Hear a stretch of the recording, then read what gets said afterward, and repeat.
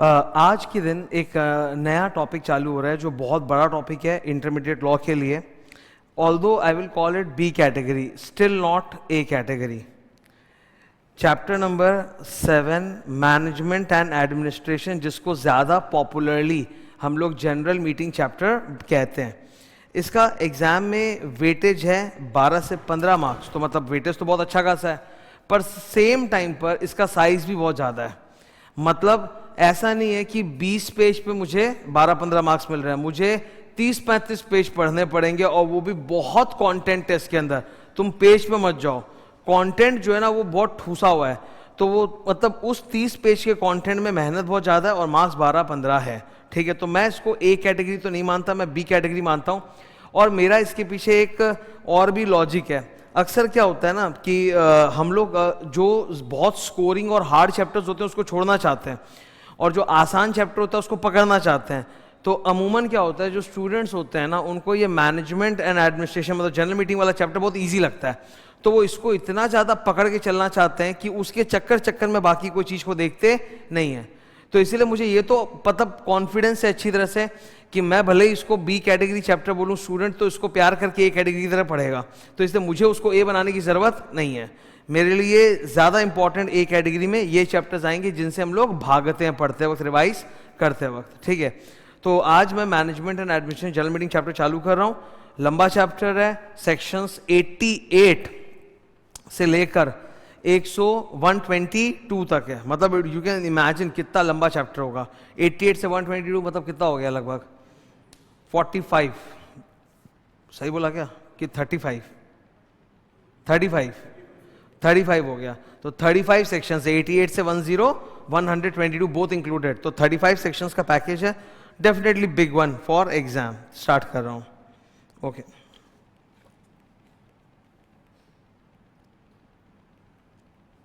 इसका मिनिमम और मैक्सिमम दोनों ही देखो तुम, काफी क्लोज है ना. कम से कम 12, ज्यादा से ज्यादा 15. तो रेंज बहुत क्लोज है, मतलब आता तो ज्यादा ही मार्क का है. अब ये इतने सारे सेक्शंस है जो 88 से लेके 122 तक स्टार्ट हो रहे हैं. बीच में एक 93 नंबर सेक्शन ओमिट हो चुका है. अब इसमें ज़्यादा तगड़े सेक्शंस कौन से हैं? ऐसे तो बहुत सारे सेक्शंस इसमें तगड़े हैं. मैं बता देता हूँ जो ज़्यादा तगड़े हैं, जिनको रिवीजन में प्रायोरिटी मिलनी चाहिए. 88, 90, 92, 94, 96, 98,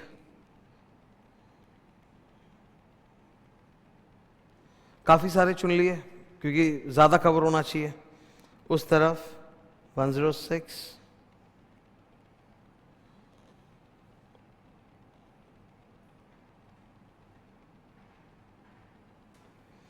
तो ये जो मैंने मार्क किए हैं ये थोड़े ज़्यादा लेंदी सेक्शंस हैं या इंपॉर्टेंट सेक्शंस हैं from exam point of view. हम लोग का फोकस इन पर ज़्यादा रहेगा रिवाइज करते वक्त. ओके, यहाँ पर ICAI ने फॉर्म्स के मामले में ना बहुत लिबर्टी बरती है. मतलब they have included every form almost.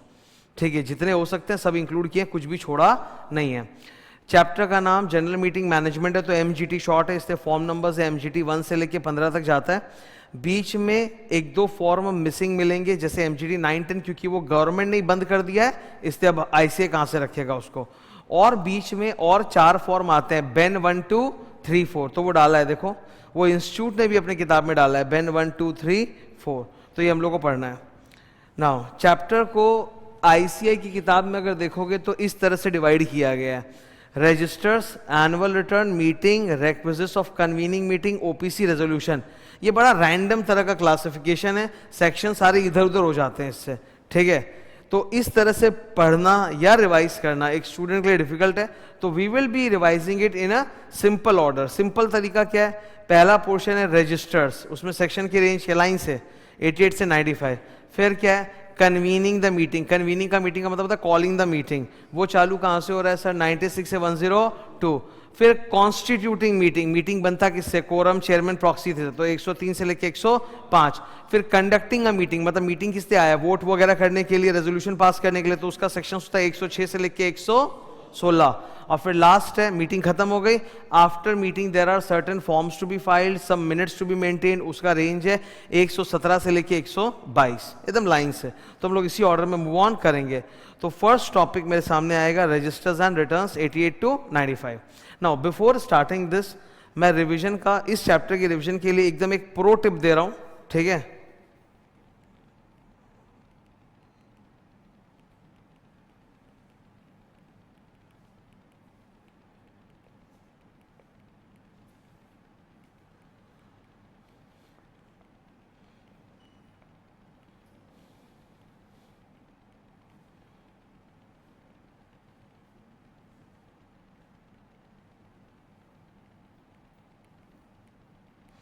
पहले कभी भी जब तुम रिवाइज करो ना, खास तौर पर, तुमको आता तो सभी है, ये तो रिवीजन चल रहा है, जीरो पे तो होने की बैठ के अपने को बेसिक्स की बातें करनी है।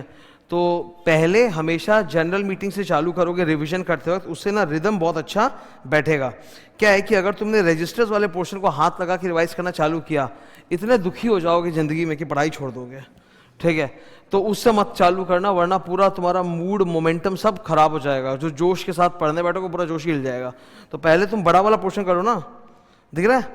जनरल मीटिंग 96 से जाओ, जनरल मीटिंग टॉपिक नंबर 2, 3, 4, 5 पढ़ो, फिर उसके बाद तुम रजिस्टर्स पे आओ। Okay, now before starting this, we all know कि जब इस चैप्टर को हम लोग पढ़ते हैं तो अंदर में ना जगह जगह पे लिमिट आता है 1/10, 1/10, 1/10।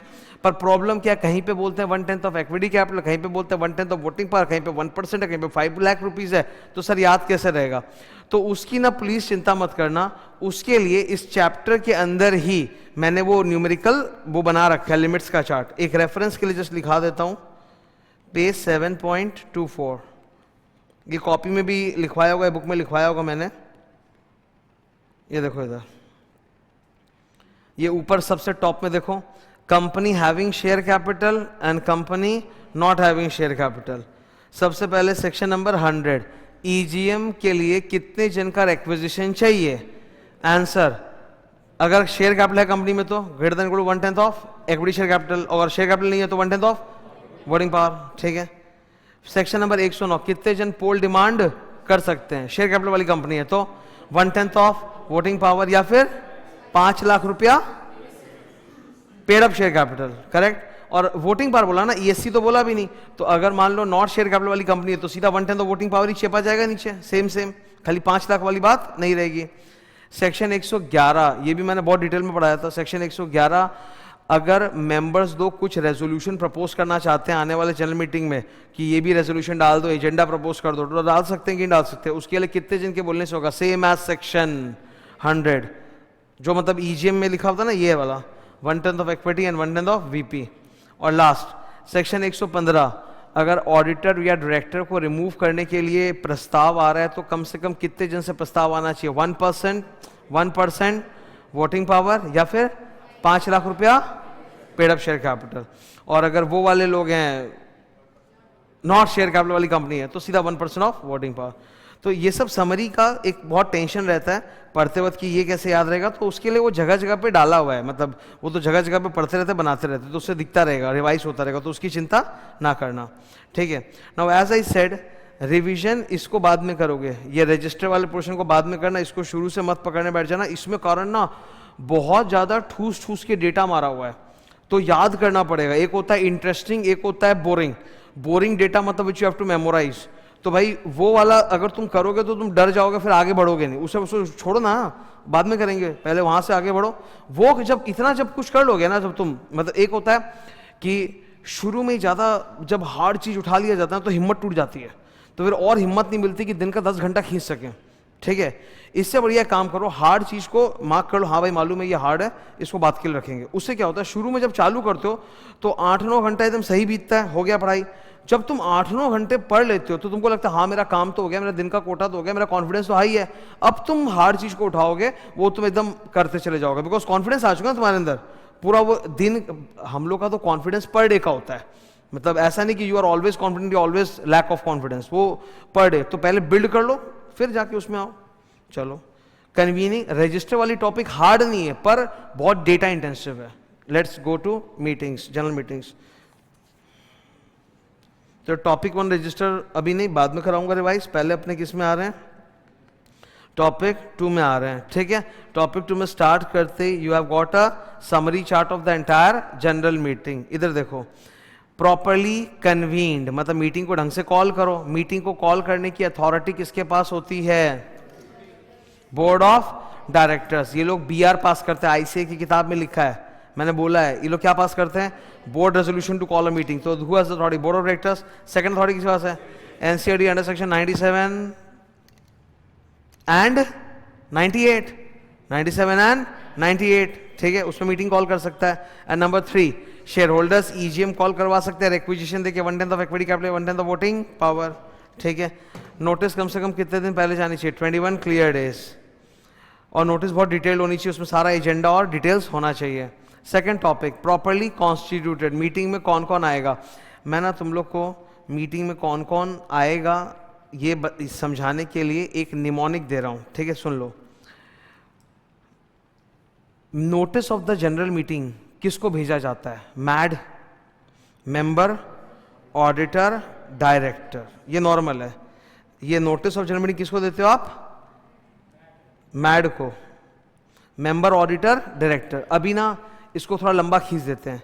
नोटिस ऑफ द मीटिंग किसको देते हैं? मलाड को। मलाड एक जगह का नाम है, ठीक है, महाराष्ट्र में।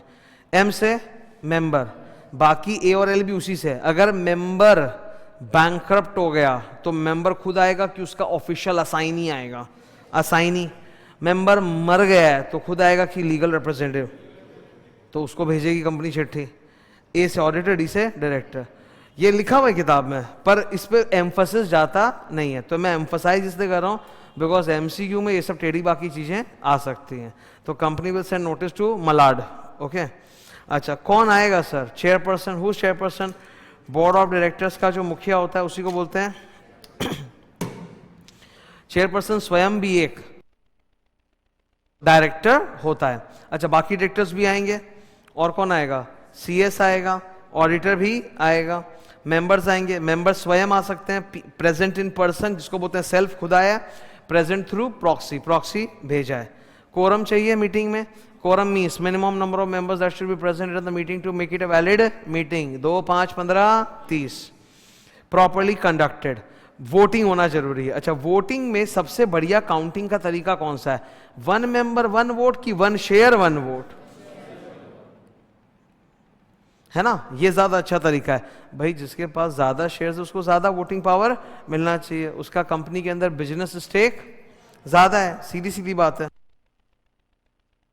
तो अभी ये 1 शेयर 1 वोट ही सबसे ज्यादा चल रहा है। इन्होंने बोला वोट डालने के 4 तरीके होते हैं, पर पहला वाला तरीका ऑलमोस्ट ऑब्सोलीट है, वो छोटी प्राइवेट कंपनियां करती हैं। क्या? Show of hand. वहां 1 मेंबर 1 वोट होता है प्राइवेट कंपनीज में। लेकिन बाकी जहां पे भी आपके मेंबर्स अच्छे खासे होंगे ना, वहां बढ़िया वाला ही तरीका होगा। बढ़िया वाला मींस पोल। बढ़िया वाला मींस पोल। पोल का मतलब है मीटिंग है, मीटिंग में डिस्कशन हो रहा है, अब आप लोग वोट कीजिए और आपका वोट हम लोग नंबर ऑफ शेयर से मल्टीप्लाई करके काउंट करेंगे। दूसरा, घर घर वोट। पोस्टल बैलेट मतलब no meeting. Postal ballot is a dirty substitute of EGM, बताया था मैंने, डर्टी सब्स्टिट्यूट, गोदरेज इंडस्ट्री का केस है बॉम्बे हाई कोर्ट का। तो postal ballot is substitute of meeting, मतलब मीटिंग होएगा ही नहीं, आप घर घर से वोट करो अपने बैठ के। और तीसरा तरीका क्या है? ई वोटिंग, ठीक है, क्लियर है ये? अच्छा, मीटिंग किस लिए होता है? To pass resolution. Which resolution? OR SR। मीटिंग खत्म होने के बाद मिनट्स बुक मेंटेन होगा। मिनट्स बुक प्रिपेयर कितने दिन में हो जाना चाहिए? 30 डेज। Very good. अच्छा, there is something called SS2, secretarial standard 2। SS1 board meeting में होता है, बोर्ड मीटिंग हमारे सिलेबस में नहीं है। SS2 जनरल मीटिंग में होता है, वो हमारे सिलेबस में है। कमाल की बात है, ICAI ने SS2 की तमाम वो बातें जो हम लोग क्लास में पढ़ते थे, मैंने पढ़ाया था, वो सब अपने इंस्टीट्यूट के अपने स्टडी मैटर में इंक्लूड कर दिए हैं। तो बेधड़क होकर SS2 का वो सारा ज्ञान हम लोग पढ़ के याद करके जा सकते हैं। सेक्शन नंबर 96 से हमारी डिस्कशन स्टार्ट होगी, रिवीजन। सेक्शन नंबर 96 क्या है? AGM। The most popular section in which every student feels a lot of confidence in examination is AGM, section number 96. Let's revise फटाफट। Number 1, हर साल एक AGM करना पड़ेगा। किसको नहीं करना पड़ेगा? OPC को करने की जरूरत नहीं है। हर साल AGM का मतलब हर फाइनेंशियल ईयर के हर calendar year, as per SS2 calendar year. AGM sir कब तक हो जाना चाहिए? सर अगर वो फर्स्ट AGM है, क्या है वो? फर्स्ट AGM, तो फर्स्ट एजीएम में ऑलरेडी ज़्यादा टाइम मिलता है। फर्स्ट फाइनेंशियल ईयर खत्म होता है 31 मार्च को, फिर वहाँ से 9 महीना मतलब 31 दिसंबर, तो इस ये ऑलरेडी 9 महीना है, तो पूरा दिसंबर तक जा रहा है, तो इसमें आरओसी एक्सटेंशन ग्रांट नहीं कर सकता। लेकिन सब्सिक्वेंट एजीएम में टाइम लिमिट में आरओसी 3 महीने तक का एक्सटेंशन दे सकता है। सब्सिक्वेंट एजीएम करने की टाइम लिमिट क्या होती है? 15 महीना ऑफ द लास्ट एजीएम या फिर 6 months of the close of financial year, whichever is earlier, whichever is earlier. ठीक है, दोनों जो भी पहले डेट आ जाए वही। तो इसका मैंने बताया था कि जनरली 30 सितंबर लास्ट डेट होता है। जनरली सॉल्व हो क्या आता है? 30 सितंबर, 30 सितंबर तक एजीएम होता है। क्लियर है ना ये? ठीक है। और मैंने तुम लोगों को एक मस्त चीज बोली थी, क्यों हर कंपनी ऑलमोस्ट प्रैक्टिकली लिस्टेड को छोड़ के, जो लिस्टेड नहीं है बाकी कंपनियां सब 30 सितंबर को एजीएम दिखाती हैं। एजीएम होता भी नहीं सच में, ये सब तो बोला था ना मैंने कि तुम एजीएम पढ़ रहे हो। जो अनलिस्टेड कंपनी जो एजीएम करती भी नहीं, खाली मिनट्स बना के रख लेती है, काय का एजीएम। अब तुम अगर अपने घर वालों को लेकर प्राइवेट कंपनी खोलोगे तो क्या एजीएम करोगे यार? सुबह शाम तक तुमसे मिलते रहते हो, क्या एजीएम करोगे अलग से? तो तुम खाली नौटंकी के लिए मिनट्स ही बनाओगे ना। तो सबके सब एजीएम 30 सितंबर क्यों दिखाते हैं, लास्ट डेट क्यों दिखाते हैं? मैंने बोला था क्योंकि सर 2-3 फॉर्म जमा करने का जो टाइम लिमिट है ना वो एजीएम की डेट से स्टार्ट होता है। तो एजीएम पहले करोगे तो फिर फॉर्म भी पहले जमा करना पड़ेगा। जैसे फाइनेंशियल स्टेटमेंट्स कब तक फाइल होता है? With in 30 days of AGM. Annual return कब तक फाइल होता है? 60 days ऑफ एजीएम। तो एजीएम अगर लेट करेंगे तो 30-60 भी तो लेट हो जाएगा, तो हमको टाइम मिलेगा ना फॉर्म वॉर्म जमा करने का। अभी काम धंधा करें हम लोग की फॉर्म जमा करते रहे, तो इसीलिए सबको लास्ट डेट ही दिखाते हैं 30 सितंबर का। समझ में आ रहा है? तो ठीक है। अच्छा, फर्स्ट एजीएम हो गया। Penalty for not holding AGM 1 lakh रुपया प्लस 5,000 रुपया पर डे। अच्छा, what is the time, day, place? Time 9 AM to 6 PM में कॉल करो, खत्म भले ही बाद में हो। Day any day but not a national holiday. एक क्वेश्चन सुनो ध्यान से, एक क्वेश्चन सुनो। भारत का एक राज्य है, भारत में एक स्टेट है, ठीक है, एग्जाम्पल है जस्ट राजस्थान। राजस्थान में सपोज, ठीक है, राजस्थान में एक पर्व होता है जो बहुत मनाया जाता है, एकादशी। तो राजस्थान की स्टेट गवर्नमेंट ने, जो राजस्थान की स्टेट गवर्नमेंट है, उन्होंने डिसाइड किया एकादशी वहाँ पे हॉलीडे रहेगा। ठीक है। एक कंपनी है जो जयपुर में इनकॉर्पोरेट हुआ है, मतलब राजस्थान में इनकॉर्पोरेट हुआ है ना। एक कंपनी जयपुर में इनकॉर्पोरेट हुआ है, they want to hold AGM on Ekadashi which has been declared as holiday by the Rajasthan government. Can you? हाँ, वहां क्यों? हाँ, नेशनल हॉलीडे का एक्सप्लेनेशन दिया हुआ है बेयर एक्ट के अंदर ही। National holiday means a day declared as national holiday by central, not by. सीधा सीधा होता है वो। तो आप समझो, अगर आप महाराष्ट्र की कंपनी हो तो महाराष्ट्र गवर्नमेंट ने बोल दिया भाई गणपति पूजा वाला जो होता है वो 2 दिन एकदम हॉलीडे मनाएंगे अपने, that's a state holiday, not a national holiday. Bengal government बोलेगी हमारा वो है, क्या नाम है, दुर्गा पूजा है। ठीक है। अभी आप साउथ इंडिया में जाओगे, वो बोलेंगे ओणम पोंगल है, उनका वो वाला है। तो भारत के अलग अलग राज्यों में कुछ कुछ फेस्टिवल्स का बहुत ज्यादा मतलब एक्सप्लोसिव लेवल का सेलिब्रेशन होता है, तो वो स्टेट हॉलीडे है, वो नेशनल हॉलीडे नहीं है। ग्रेट। प्लेस, आप कहां पर एजीएम कर सकते हो? या तो रजिस्टर ऑफिस में, या सेम सिटी में, सेम शहर में कर लो, कहीं पे भी। हाउएवर 3 बातें, अनलिस्टेड कंपनी है, सारे मेंबर्स ने एडवांस में लिख के राजीनामा दे दिया है, तब आप भारत में कहीं भी, पूरे भारत में कहीं भी एजीएम कर सकते हो, एनीवेयर इन इंडिया। सही बात है। सेंट्रल गवर्नमेंट एग्जेम्पशंस ग्रांट कर सकता है, यस, तो किया ना। सेंट्रल गवर्नमेंट ने सेक्शन 8 कंपनी को एग्जेम्पशन दिया, सेक्शन 8 कंपनी पे टाइम, डे, प्लेस अप्लाई नहीं होता। ये लोग तो 15 अगस्त के दिन भी एजीएम कर सकते हैं, सवेरे 5 बजे 6 बजे बुला के कर सकते हैं, कहीं भी कर सकते हैं, इनको कोई रोकने वाला नहीं है। फिर दूसरा एग्जेम्पशन खुद को दिया, खुद को एग्जेम्पशन टाइम डे से नहीं दिया, सिर्फ हेलो, सेक्शन 8 कंपनी को एग्जेम्पशन किससे है? Time, day, place. लेकिन अपना क्या नाम है इसका, कॉर्पोरेट कंपनी को एग्जेम्पशन किससे है? प्लेस। एक चीज है, ये सब एग्जामिनेशंस ना अगर संग संग ही थोड़ा देख लोगे ना तो बेहतर रहेगा। अलग से कोई स्टूडेंट सोचेगा कि मैं बाद में एग्जामिनेशन चार्ट में जाके रिवाइज करूंगा, वो नहीं हो पाता, वो जमता नहीं खोपड़ी में। संग संग ही इसीलिए मैं पढ़ाते जा रहा हूँ। मतलब जब मैं ये बुक बना रहा था तो मेरे पास एक ये भी था कि भाई मैं और पतली कर दूं बुक को, और पतली, तो एग्जामिनेशंस को यहाँ से हटा के पीछे में डाल दूं। पीछे तो डाला ही मैंने, तो यहाँ से हटा दूं, पर मैंने वो हटाया नहीं, मैंने पीछे भी रखा और यहाँ भी रखा, क्यों संग संग हो जाता है ना तो हो जाता है। अलग से फिर करने जाओ नहीं हो पाता वो फिर। ठीक है। ये सर्कुलर आया था, ये आईसीए किताब में नहीं है, फिर भी बता देता हूँ। अब एजीएम ईजीएम को लेके ये हो चुका है कि भाई आपको फिजिकल बुलाने का जरूरत नहीं है, आप वीडियो कॉन्फ्रेंसिंग या अदर ऑडियो विजुअल मीन से कंडक्ट कर सकते हो। ये कोविड से चल रहा है सर्कुलर, 2020 से हर बार रिन्यू होता है 1-1 साल के लिए। अभी लेटेस्ट जो है वो 30 सितंबर 25 तक का है, but I am telling you 26 होगा, 27 होगा, 28 होगा, चलते रहेगा, ठीक है। क्योंकि बड़ी बड़ी कंपनियों ने अब इसका फायदा उठाना चालू कर दिया। रिलायंस की एजीएम यूट्यूब पे हुई नहीं, उसमें फिजिकल एजीएम ही नहीं हुई रिलायंस की।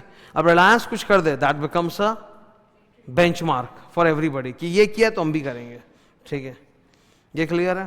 फिर 97 98 के लिए अपने पास एक मास्टर समरी चार्ट है। 97 98 ये रहा, पर मास्टर समरी चार्ट ये रहा। 97 में power of NCLT to call AGM. Why sir? AGM hold करना कंपलसरी होता है, तो अगर आपने नहीं होल्ड किया तो कोई भी मेंबर शिकायत लगा सकता है। इधर देखो, एनी मेंबर में अप्लाई टू एनसीएलटी, इसलिए कि हम इन्होंने तो टाइम लिमिट में एजीएम किया नहीं, 30 सितंबर तक डिफॉल्ट हो गया, तो फिर एनसीएलटी ऑर्डर देके एजीएम करवा सकता है। एनसीएलटी अपने दफ्तर में बुला के एजीएम नहीं कराएगा, एनसीएलटी ऑर्डर देगा, कर लो एजीएम। अच्छा, एनसीएलटी जब ऑर्डर देगा उसमें स्पेशल इंस्ट्रक्शंस भी डाल सकता है। कैसा भी special instruction? One of the famous example is that even a single person present in the AGM whether in person और through proxy will constitute a valid quorum, तो सिंगल मेंबर कोरम का बस एक ही एग्जांपल है, as per secretarial standard 2 single person quorum का एक ही एग्जांपल है, section number 97 98 by NCLT. Very good. अगर एनसीएलटी की बात नहीं सुनोगे तो पेनल्टी लगे 99 में 1 लाख रुपया प्लस 5,000 रुपया पर डे। 98 क्या है? Power of NCLT to call any other meeting. ये वाला कब होता है? देखो, एनी अदर मीटिंग कंपलसरी तो है नहीं, तो ये वाला कब होता है? जब हालात ऐसे हो गए when it is impracticable to call a meeting.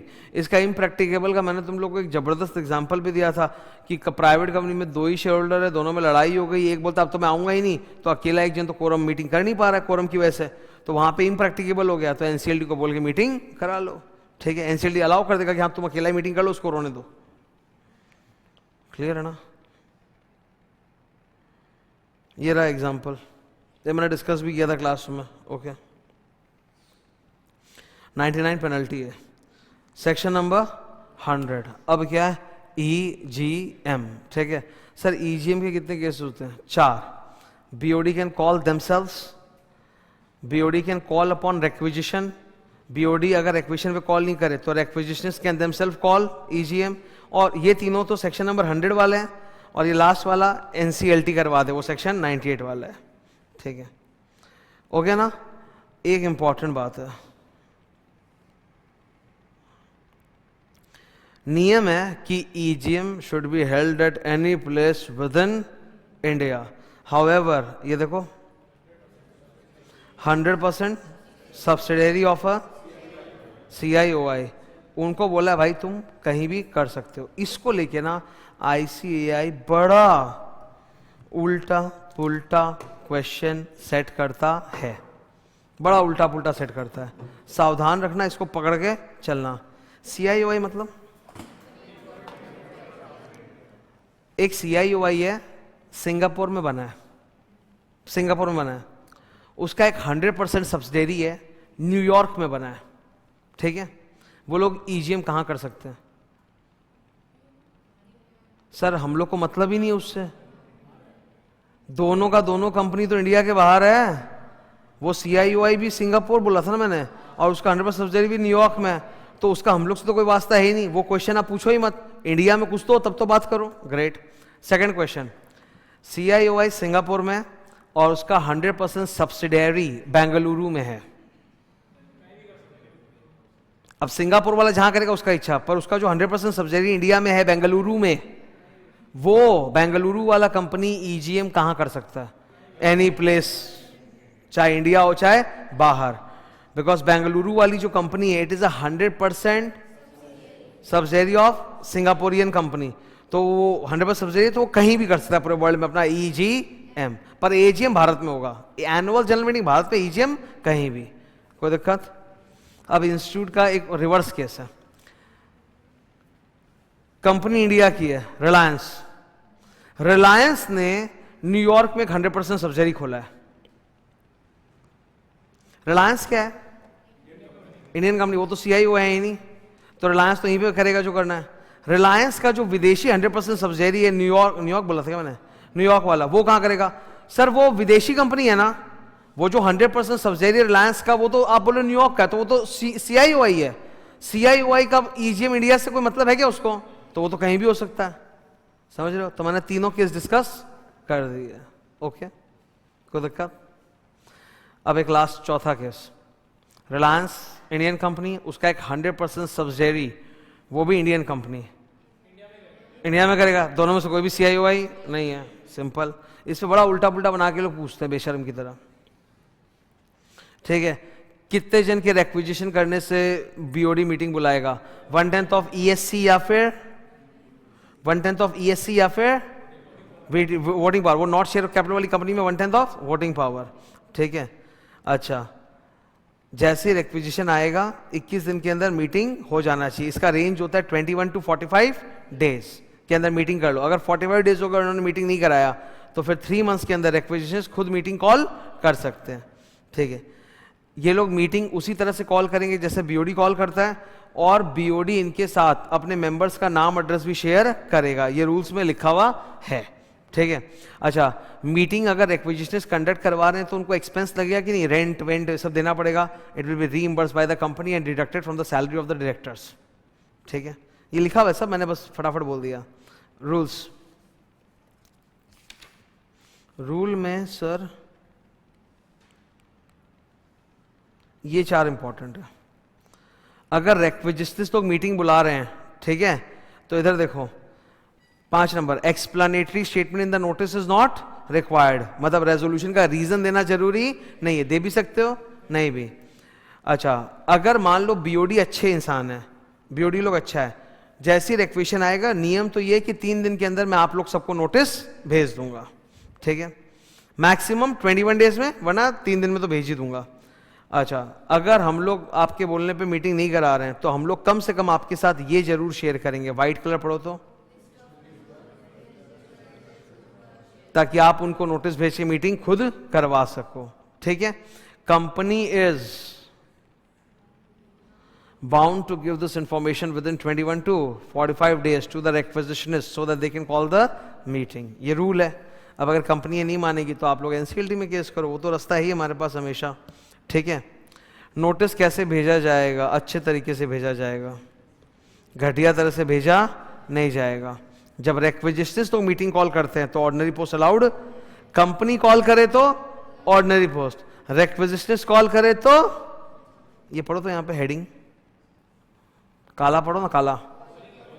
ये लोग जब कॉल करेंगे तो आप लोग सबको नोटिस ऑर्डिनरी तरीके से नहीं देंगे, कैसे देंगे? Speed post, registered post, electronic, मतलब बढ़िया वाले तरीके से आएगा आपके पास। So nice. Exemption to private company, private company को ये जो एग्जाम्पशन है कंपलसरी कि ऑप्शनल है? मतलब लेना है तो लो, नहीं लेना है तो मत लो। क्यों नहीं लेंगे? लेंगे, बिल्कुल लेंगे। सपोज तुम लोग तो पढ़े लिखे हो, तुम लोग प्राइवेट कंपनी खोलोगे अगर, तो तुम प्राइवेट कंपनी के आर्टिकल्स में डाल देना कि हम तो सेक्शन 101 से लेके 109 फॉलो नहीं करेंगे, मस्त है। तो तुम पर नोटिस का सेक्शन अप्लाई नहीं होगा, कोरम प्रॉक्सी अप्लाई नहीं होगा, चेयरपर्सन अप्लाई नहीं होगा, वोटिंग का स्टाइल अप्लाई नहीं होगा, पोल अप्लाई नहीं होगा, समझ रहे हो? तो बेस्ट है, डाल दो अपने आर्टिकल्स में, टेक दिस एग्जाम्पशन। अगर गवर्नमेंट कोई अच्छा एग्जाम्पशन दे, जैसे सपोज गवर्नमेंट एग्जाम्पशन दे दे कि आप लोग को GST देने की जरूरत नहीं है, मन है तो दीजिए वरना मत दीजिए, तो it is better to claim such exemption, correct. ऐसा एग्जाम्पशन आने वाला नहीं है, ठीक है। ये मैंने कुछ नोट डाला है, अगर प्राइवेट कंपनी को एग्जाम्पशन लेना है तो अपने आर्टिकल्स में डालना पड़ेगा। ग्रेट। नोटिस, अब मैं रिवाइज करना चाह रहा हूं notice of general meeting. Notice के ऊपर 2 सेक्शन है। Section 101 is on the length of the notice, कि कम से कम 21 डेज पहले आपके घर पे आना चाहिए। 102 is about the details in the notice, मतलब नोटिस में सारा एक्सप्लेनेशन इंफॉर्मेशन होना चाहिए ताकि आप सोच समझ के फैसला ले सको। मीटिंग का मकसद क्या होता है? To take decisions, and decisions are based on information. हमारे पास जितनी ज्यादा, जितनी एक्यूरेट इंफॉर्मेशन होगी, हम उतना अच्छा डिसीजन ले पाएंगे। करेक्ट है कि नहीं ये बात? ठीक है। तो 101, 102, अभी 101 पढ़ा रहा हूं मैं, ठीक है। नोटिस कितने दिन पहले जाना चाहिए? 21 डेज।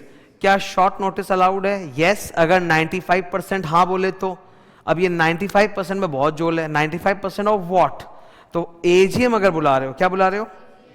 तो 95% ऑफ वैल्यू नहीं, 95% of number of equity share holders. आपके कंपनी में 5000 इक्विटी शेयर होल्डर्स हैं, तो उनका 95% जो भी आता होगा सॉल्व करके 4750 4500 90% हो गया 4750। तो वहां 4750 नंबर ऑफ मेंबर्स अगर बोल दें अपना, तो हम लोग एजीएम शॉर्ट नोटिस पे कर सकते हैं। ठीक है, ईजीएम के केस में दो सिचुएशन है, having share capital, not having. जो हैविंग शेयर कैपिटल वाला है उसमें डुअल अप्रूवल है, number of members wise majority होना चाहिए एंड वैल्यू वाइज उनके पास 95% ऑफ इक्विटी कैपिटल होना चाहिए। तो number wise majority, value wise 95%, and company not having share capital में 95% ऑफ वोटिंग पावर। ठीक है, यह है शॉर्ट नोटिस। यहां तक क्लियर है ना? ओके। सेक्शन 8 कंपनी में 14 दिन होता है। अब मैंने ना कुछ नोट्स देखे हैं 21 डेज पे, ये बहुत इंपॉर्टेंट है। देखो 21 क्लियर डेज जब आप कैलकुलेट करते हो तो day of posting, day of general meeting count नहीं होता। इसके अलावा पोस्ट का 2 दिन होता है 48 आवर्स, वो भी आपको छोड़ना पड़ता है। याद रखना, ये पोस्ट का 2 दिन 48 आवर्स तभी मानना आंसर में जब आईसीआई ने क्वेश्चन में बाई पोस्ट लिखा हो। अगर आईसीआई ने अपने क्वेश्चन में बाई पोस्ट नहीं लिखा तो प्लीज ये पोस्ट का 48 आवर्स मत लेना, बिकॉज उसके एमसीक्यू में आंसर में नहीं रहता वो। ठीक है, ये पढ़ो तो जो मैंने स्टार किया।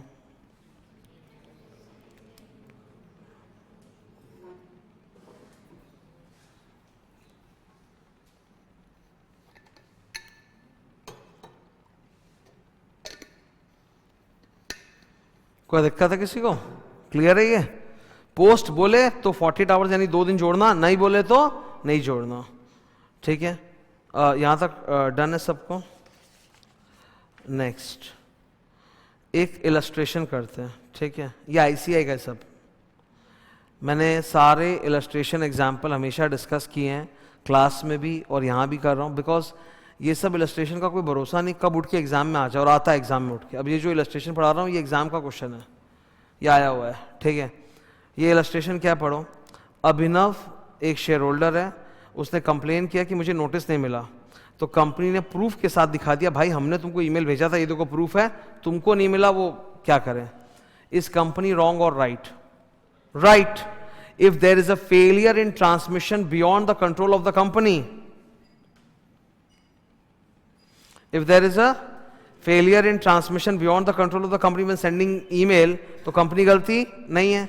या फिर दूसरा, उसने अपना ईमेल अपडेट नहीं कराया था ईमेल एड्रेस, तो भाई उसमें कंपनी गलती नहीं है ना? ये डिस्कस किए थे हम लोग। ओके, फिर ये वाला क्वेश्चन देखो, ये कंपनी आकाश सोप्स है, ये लोग ना ईजीएम बुलाना चाहते हैं शॉर्ट नोटिस पे। ईजीएम बुला रहे हैं शॉर्ट नोटिस पे, शेयर कैपिटल वाली कंपनी है, तो dual approval, majority number of people and holding 95% value. इस कंपनी में 50 लाख रुपया टोटल शेयर कैपिटल है, 5 लाख शेयर्स ऑफ 10 रुपए ईच। 60% ऑफ द मेंबर्स, मतलब 60% मेंबर्स ने अप्रूव कर दिया, मेजॉरिटी मेंबर्स ने अप्रूव कर दिया, पर उनके पास वैल्यू ऑफ कैपिटल कितना है? 40 लाख रुपया। 40 लाख रुपया बाय 50 लाख रुपया, 80%। कम से कम कितना चाहिए? तो नहीं होगा, मतलब 95% चाहिए। ठीक है, खाली मेजॉरिटी होने से नहीं होगा, संग संग 95% वैल्यू ऑफ कैपिटल भी उनके पास होनी चाहिए। ये डन है ना? ठीक है, ये शैलेश का केस है, Shailesh Harilal Shah versus Matushree textiles. ICSI ने इसके ऊपर पहले भर भर के क्वेश्चंस पूछे हुए हैं, it is a part of the scanner. ठीक है, शैलेश हरिलाल का केस कोई बोलेगा कि आईसीआई की किताब में नहीं है, तो सर वो कभी भी आईसीआई किताब में नहीं था, कभी भी नहीं था आईसीआई किताब में शैलेश हरिलाल से, पर इसके ऊपर भर भर के क्वेश्चंस आए हुए हैं, इसीलिए इसको भी जानना जरूरी है। एक्सेप्शनल केसेस में court letter of the law follow करेगा कि स्पिरिट ऑफ द लॉ? मतलब logic, letter of the law बोलता 21 डेज, परंतु सर अगर कंपनी के हालात ऐसे थे कुछ उल्टे पुल्टे, तो वहां कोर्ट हालात कंसिडर करेगा। तो कोर्ट ने बोला कि नोटिस मिला था क्या सबको? हाँ मिला तो था ही, बस शॉर्ट था, 21 दिन के बदले 15-16 दिन था ऐसे, पर मिला था। ओके, फिर कोर्ट पूछेगा क्या मेजॉरिटी लोग आए थे? बोला हाँ सर मेजॉरिटी से ज्यादा आए थे, overwhelming majority attended the meeting and voted. तो मीटिंग का मकसद तो वोट और रेजोल्यूशन था, वो सक्सेसफुल हुआ कि नहीं हुआ? हुआ। थर्ड, तुम जो शिकायत कर रहे हो छोटे से शेयर होल्डर, इनमें अक्सर एक छोटा सा शेयर होल्डर इन्वॉल्व होता है जिसके पास 5-10 शेयर है, तुम जो छोटे से शेयर होल्डर शिकायत कर रहे हो कि तुमको नोटिस लेट मिला, 21 दिन का नहीं मिला, इससे तुम प्लान नहीं कर पाए, तुम मुकेश अंबानी हो, है ना, तुम प्लान नहीं कर पाए, आ नहीं पाए, तो क्या मीटिंग नहीं आने से तुमको कोई नुकसान हो गया क्या बहुत ज्यादा? मतलब 21 दिन के बदले 15 दिन हो गया तो कोई नुकसान हो गया क्या? बोला नहीं नुकसान तो कुछ नहीं हुआ, मैं तो वैसे भी नहीं आने वाला था। तो बोला फिर तुम जाओ यहां से, फिर तुम केस करने मत आओ। तो फिर कोर्ट ने बोला in such circumstances 21 days is not mandatory but 21 days is directory, मतलब करना चाहिए पर जरूरी नहीं है। ये वाला सैलिश का ज्ञान आप हर जगह नहीं लगा सकते, ये तभी लगा सकते हैं जब इस तरह के 3 कंडीशन सेटिस्फाइड हो। 102 नोटिस आपके घर पे जाएगी तो फुल डिटेल होना चाहिए कि नहीं? मैंने नोटिस का एक समरी डाला है तुम लोग के लिए, उससे एक झटके में याद हो जाता है। प्लीज पढ़ो अपने आप।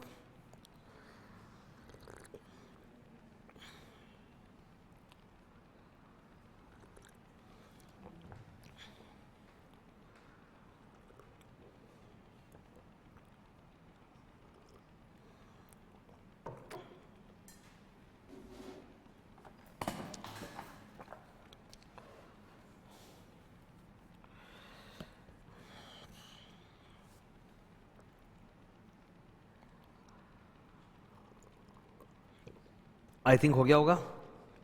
नोटिस के 3 हिस्से होते हैं। पहला हिस्सा मेन नोटिस, जिसमें डेट, डे, टाइम, प्लेस बताया हुआ है, एजेंडा बताया हुआ है। Agenda is classified into 2 parts, ordinary business, special business. Ordinary business मतलब रेकरिंग डिसीजन जो हर साल होता है, स्पेशल बिजनेस जो कभी कभी होता है। ऑर्डिनरी बिजनेस में कितने डिसीजन आएंगे? 4। दादा, director appointment, auditor appointment, director, ये डिविडेंड अप्रूवल, अकाउंट्स या फाइनेंशियल स्टेटमेंट अप्रूवल। ठीक है, इनके लिए कौन सा रेजोल्यूशन पास होता है? ऑर्डिनरी बिजनेस के लिए कौन सा होता है? ठीक है, स्पेशल बिजनेस। स्पेशल बिजनेस में इनको छोड़ के जो भी है सब, तो मैंने 2 एग्जांपल लिया, change of name, appointment of MD. ये दोनों एग्जांपल में अलग अलग रेजोल्यूशन होते हैं, कहीं ओआर कहीं एसआर, यहाँ कुछ भी हो सकता है, यहाँ एसआर होना जरूरी नहीं है। ठीक है, नोट्स होते हैं जिसमें कंपनी का ये ड्यूटी की कंपनी सबको बता दे कि आप स्वयं नहीं आ सकते तो प्रॉक्सी अपॉइंट कर सकते हो, proxy form 48 hours before the commissioner meeting जमा कर देना। ठीक है, ये देना जरूरी है, वरना कंपनी के ऊपर 5,000 रुपए की पेनल्टी है।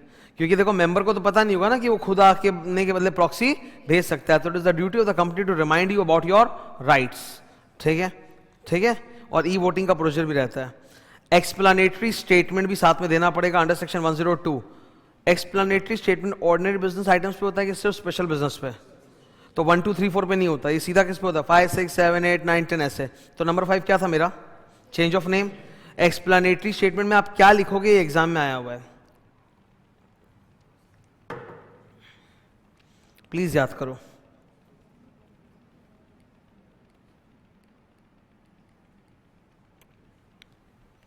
याद करो प्लीज।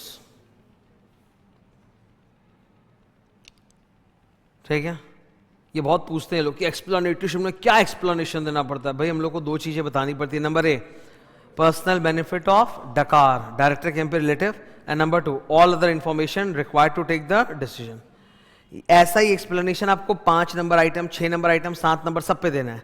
तो 6 नंबर अपॉइंटमेंट ऑफ एमडी, उसके बारे में भी आपको ये सब डिसीजन, ये सब आइटम देना पड़ेगा। इसमें बहुत क्वेश्चन आते हैं एग्जाम में। ठीक है, ये रहा एक्सप्लेनेटरी स्टेटमेंट पढ़ा दिया मैंने, ऑर्डिनरी स्पेशल बिजनेस बता दिया।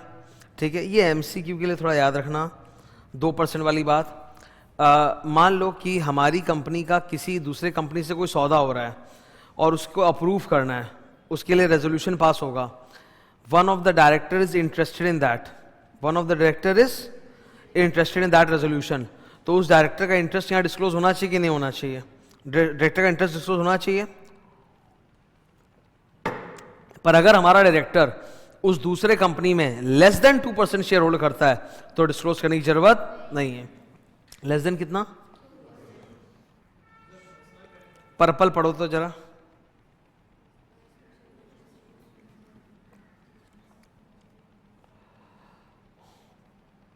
पढ़ो, ये पर्पल कलर दिख रहा है क्या?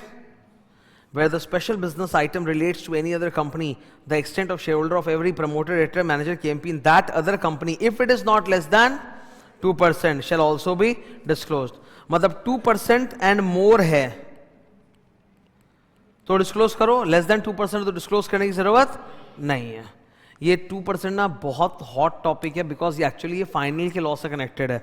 इंटर में खाली इतना सही आता है, फाइनल के लॉ में ये 2% का बहुत ज़्यादा ड्रामा है, तो ये 2% पे उनकी नज़र आ सकती है कि लेस देन 2% तो डिस्क्लोज नहीं करना है, ग्रेटर देन इक्वल टू 2% तो डिस्क्लोज करना है। कोई दिक्कत? ठीक है, ओके। अगर डायरेक्टरों ने अपना इंटरेस्ट छुपाया, बताया नहीं, तो जो भी उनको सीक्रेट बेनिफिट हुआ है वो कंपनी को वापस देंगे और उनको सजा भी मिलेगी 50,000 और 5 times the secret benefit whichever is higher. That completes our first portion of the meeting which is calling या convening the meeting. Second topic is constituting meeting. Section number 103 से लेके 105। ये 103 कोरम का बड़ा प्रसिद्ध है। कोरम के बारे में मैंने 2 वाक्य लिखे हैं, प्लीज पढ़ो यहां पर।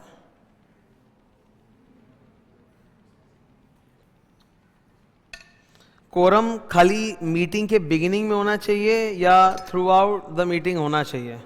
थ्रू आउट द मीटिंग होना चाहिए। सर कोरम में प्रॉक्सी लोग काउंट नहीं होते, कोरम में केवल मेंबर जो खुद आया वो काउंट होता है, उसको हम लोग बोलते हैं MPP, member personally present. MPP, member personally present. Private company का कोरम 2, पब्लिक कंपनी का कोरम कितना?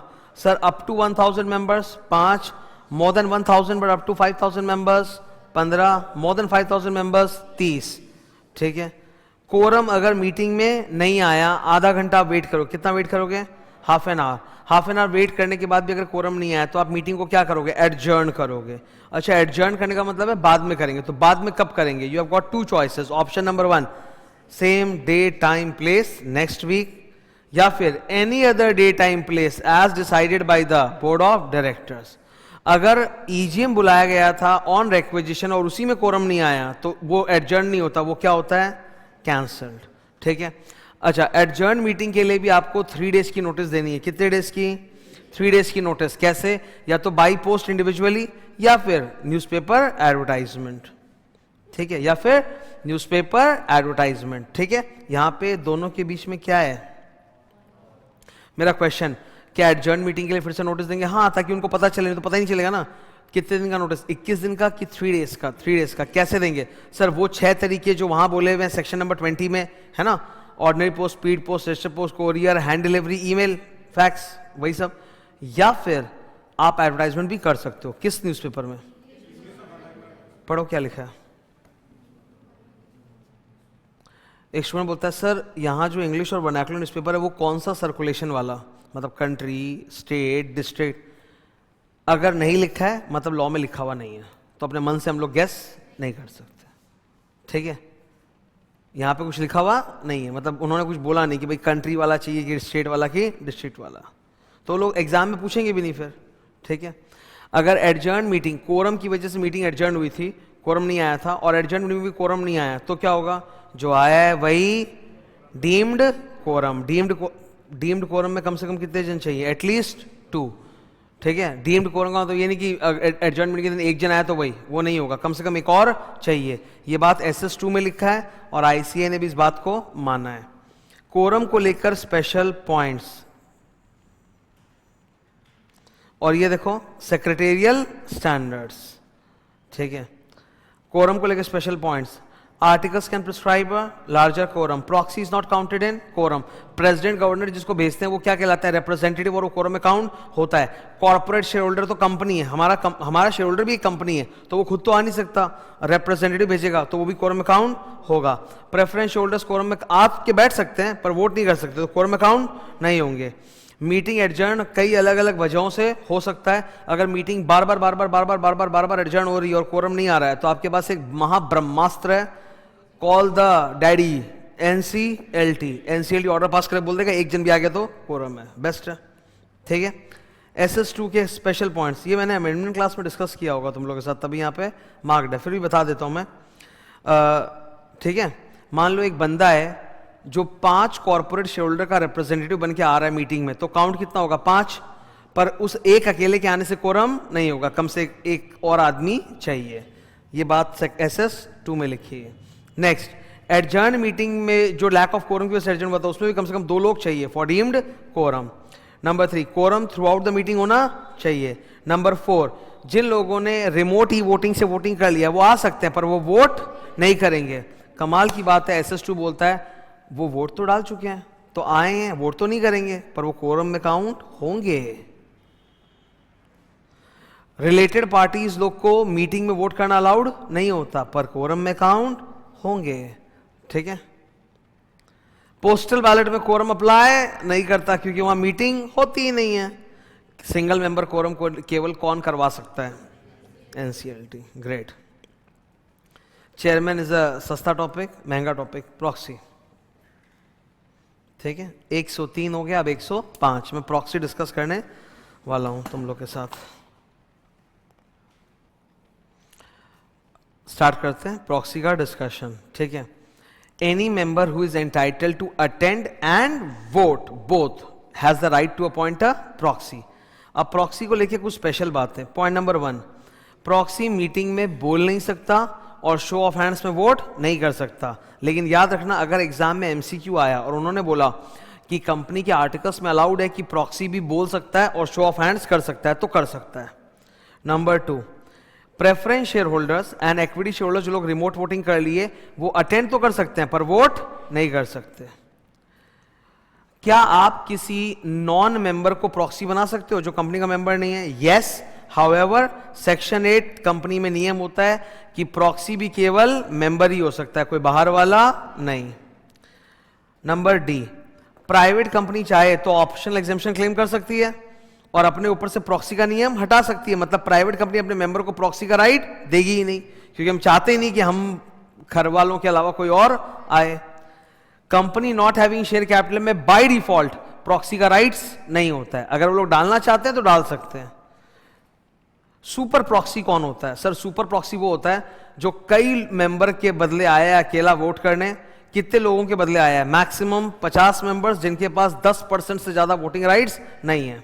अच्छा, एक इकलौता शेयर होल्डर जिसके पास मोर देन 10% वोटिंग राइट्स है, तो वो भी एक प्रॉक्सी भेज सकता है। उसको अपने क्या बोलेंगे? Exclusive proxy. ठीक है ना? क्लियर है? मेंबर खुद पहुंच जाए तो, मेंबर खुद पहुंच जाए तो प्रॉक्सी रिवोक्ड। कंपनी को प्रॉक्सी वाली बात नोटिस में लिखनी पड़ेगी, नहीं लिखेंगे तो पेनल्टी है 5000 रुपया।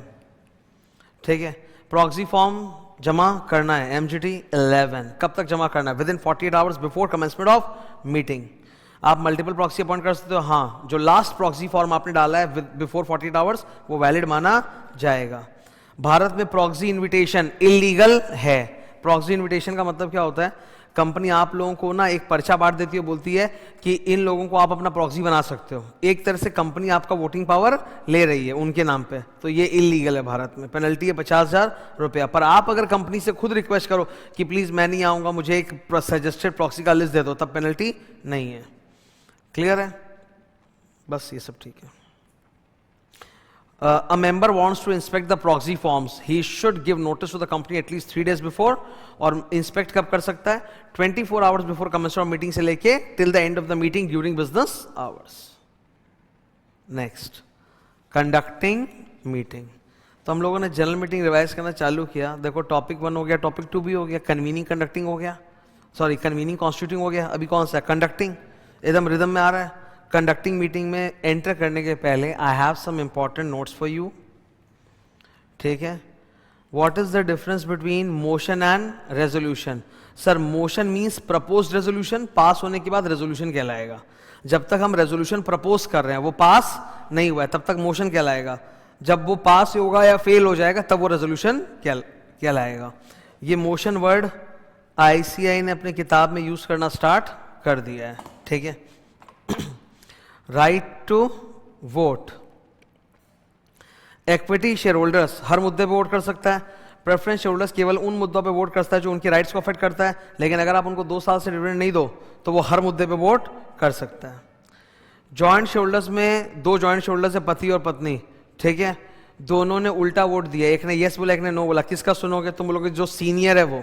सीनियर यहाँ पे मतलब क्या होता है? जिसका भी नाम रजिस्टर ऑफ मेंबर में ऊपर लिखा है। रजिस्टर मेंबर में ऊपर नाम पत्नी का लिखा है, तो वो जो बोलेगी वही वोट होगा। अच्छा, डायरेक्टर्स भी तो कंपनी के मेंबर्स हो सकते हैं ना, मैक्सिमम टाइम होते ही हैं, तो क्या वो वोट कर सकते हैं? हाँ, बिल्कुल। इनसॉल्वेंट शेयर होल्डर वोट कर सकता है जब तक उसका नाम रजिस्टर ऑफ मेंबर में लिखा है, तब तक कर सकता है। ठीक है, सेक्शन नंबर 106। ठीक है, ये एक छोटा सा सेक्शन है आइसोलेटेड, इस पे इक्के दुक्के बार क्वेश्चन आते हैं एग्जाम में, बहुत हाई फाई नहीं है, इससे सस्ता सेक्शन। देखिए, वोटिंग राइट शेयर होल्डर का हक है, उसको कंपनी अगर छीन ले तो गलत बात है कि नहीं है ना? वोटिंग राइट छीन ले तो गलत बात है। एक बार मैं आपको बताता हूँ, बीच में ऐसी अफवाह उड़ी थी कि सेंट्रल गवर्नमेंट का इलेक्शन होने वाला था, केंद्र सरकार का चुनाव, और अफवाह उड़ी कि जो लोग वोट देने नहीं जाएंगे उनका वो वोटर कार्ड कैंसिल हो जाएगा। उस साल भयंकर वोटर टर्नआउट हुआ था, समझते हो? लोगों को अपने वोट की वैल्यू तब समझ में आती है जब उनसे वो छीन लिया जाए, जब मिला हुआ है तब वैल्यू नहीं है। ये तो हर चीज के साथ ही है सर। घर में माँ बाप पड़े हुए हैं तो कोई वैल्यू नहीं, हम अपने काम में और सक्सेस में लगे हुए हैं, और जब नहीं रहते हैं तब वो याद आते हैं, है ना? मम्मी तभी याद आती है जब वो घर जाती है अपनी नानी के घर, और तुम बैठ के यहाँ पढ़ाई कर रहे हो, अरे मम्मी का है ना? तो ये तो छीनने पे एहसास होता है।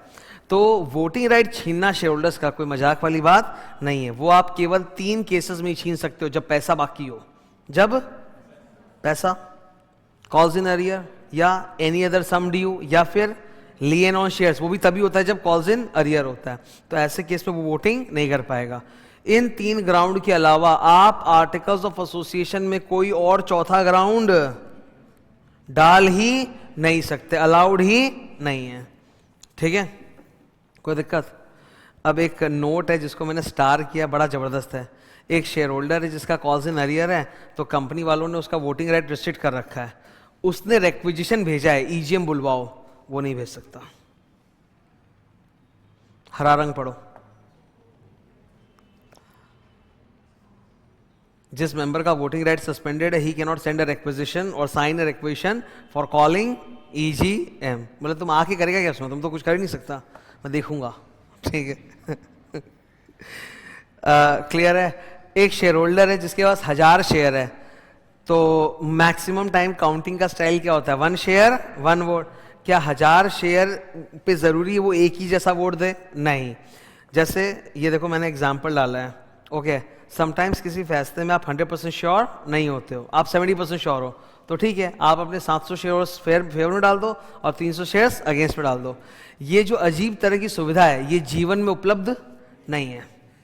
लाइफ में अवेलेबल है क्या? एग्जाम आ रहा है सामने, दूं कि नहीं दूं? मेरे दोस्तों ने वो कर दिया है, डेफर कर दिया है, होता है ना? 4-4 महीने में एग्जाम हो रहा है, अब तो डेफर और मतलब हॉट स्ट्रेटजी बन चुका है। पहले 6-6 महीने में था, अब तो 4-4 महीने में। तो अब तो ये लगता है ना, मैं तैयार नहीं हूं अभी, अगले 4 महीने बाद दे दूंगा, इसमें बहुत पढ़ लूंगा, रैंक आएगा रैंक।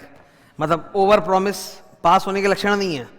पर अब घर वालों को तो बताना पड़ेगा ना कि भाई इस बार क्यों नहीं दे रहे, तो उनको थोड़ा ज्यादा बढ़ा के बोलो, अगली बार देंगे तो रैंक आएगा, बाबा बोले हैं। ठीक है होता है, फिर होता मैं कहाँ जा रहा हूँ? ठीक है, इधर देख लो। मतलब रियल लाइफ में ये फैसिलिटी नहीं है कि आप 70% डिसीजन ले सको। आपको या तो डेफर करना है या नहीं करना है, कि ऐसा तो नहीं चलेगा ना मैं 70% डेफर कर रहा हूँ, 30% डेफर नहीं कर रहा हूँ। हर लाइफ के डिसीजन में, साइंस थे कि कॉमर्स थे, 70% साइंस दे रहा हूँ, 30% कॉमर्स, ऐसा तो नहीं हो सकता। पर यहाँ पे ये सुविधा अवेलेबल है कि आपके पास 1000 शेयर्स है और आप 70% फेवर में जाना चाहते हो, जाओ 70% फेवर में डाल दो, 30% अगेंस्ट में डाल दो। क्लियर है? अब आ गया महान सेक्शंस का band. The entire purpose of general meeting is to take some decision, correct? The purpose of general meeting is to take some decision. ऐसे यूं ही नहीं हो रहा है general meeting, to take some decision. तो decision comes from voting, और voting के ऊपर back to back 4 sections हैं। 107 शो ऑफ हैंड्स, इसमें काउंटिंग होता है 1 मेंबर 1 वोट। ये छोटे मोटे कंपनियों में नौटंकी के लिए मिनट्स में लिखा जाता है, प्रैक्टिकली ये होता नहीं है। 108 ये बहुत बवाल है, वोटिंग थ्रू इलेक्ट्रॉनिक मींस। अब रुको, इलेक्ट्रॉनिक वोटिंग का मतलब क्या होता है कि आप किसी इलेक्ट्रॉनिक कंप्यूटर सोर्स या गैजेट का इस्तेमाल करके एक सिक्योर सिस्टम में वोट डाल रहे हो, करेक्ट है? ये आप दूर से भी डाल सकते हो, अपने घर से बैठे बैठे, उसको बोलेंगे रिमोट ई वोटिंग। रिमोट मतलब दूर से। वो आप मीटिंग में आके भी डाल सकते हो। आप लोग जनरल मीटिंग में आए, कंपनी ने आप लोगों के हाथ में गैजेट पकड़ा दिया, बोला इससे वोट करिए, तो ये भी इलेक्ट्रॉनिक वोट ही है। पर यहां पे बैठ के कर रहे हो तो ये भी ई वोटिंग में काउंट होगा। तो ई वोटिंग मीटिंग में भी हो सकता है, ई वोटिंग दूर से भी हो सकता है।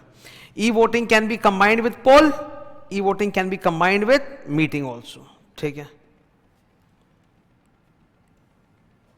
ओके इसके दो नाम चलते हैं, रिमोट वोटिंग या फिर ई वोटिंग। जब दूर से बैठ के करोगे तो रिमोट वोटिंग, मीटिंग में आके गैजेट पकड़ के वोट करोगे तो e voting. Section number 108 famous section एकदम। ठीक है, मैंने बोला था ना भगवान शिव का नंबर 108। 109 डिमांड फॉर, ये अगेन एक हॉट टॉपिक है।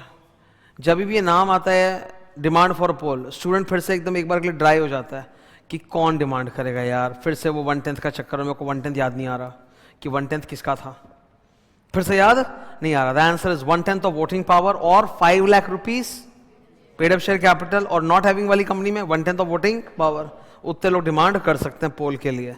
ठीक है, और लास्ट वाला क्या है, postal ballot, it is a dirty substitute of Bombay high court Godrej industries case. 107 show of hands, इसमें अंदर बहुत सामान नहीं है। 108 से कहानी चालू हो रही है। ठीक है, 108 का नाम पढ़ो लाल रंग में ऊपर, voting through electronic means, e voting.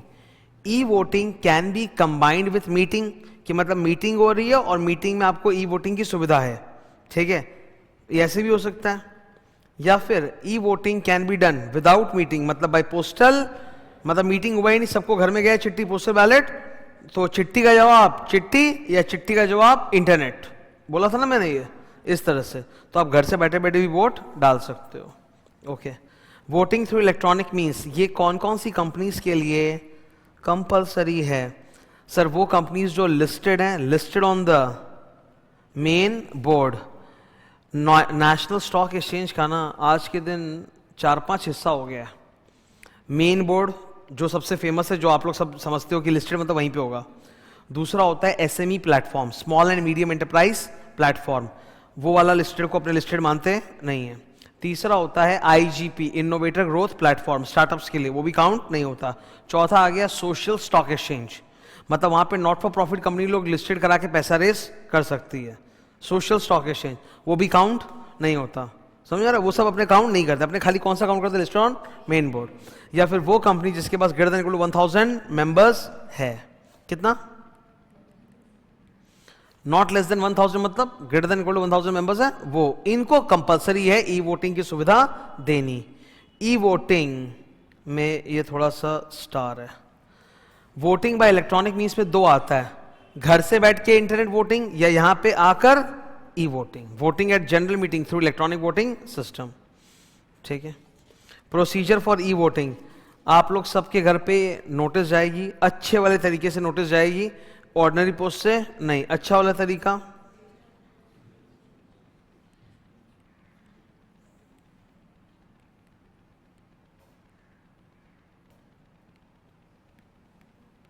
Registered post, speed post, courier, email, अच्छे वाले तरीके से जाएगा। अगर ई वोटिंग करा रहे हैं तो लिस्टेड कंपनीज क्या करेंगे, ईमेल।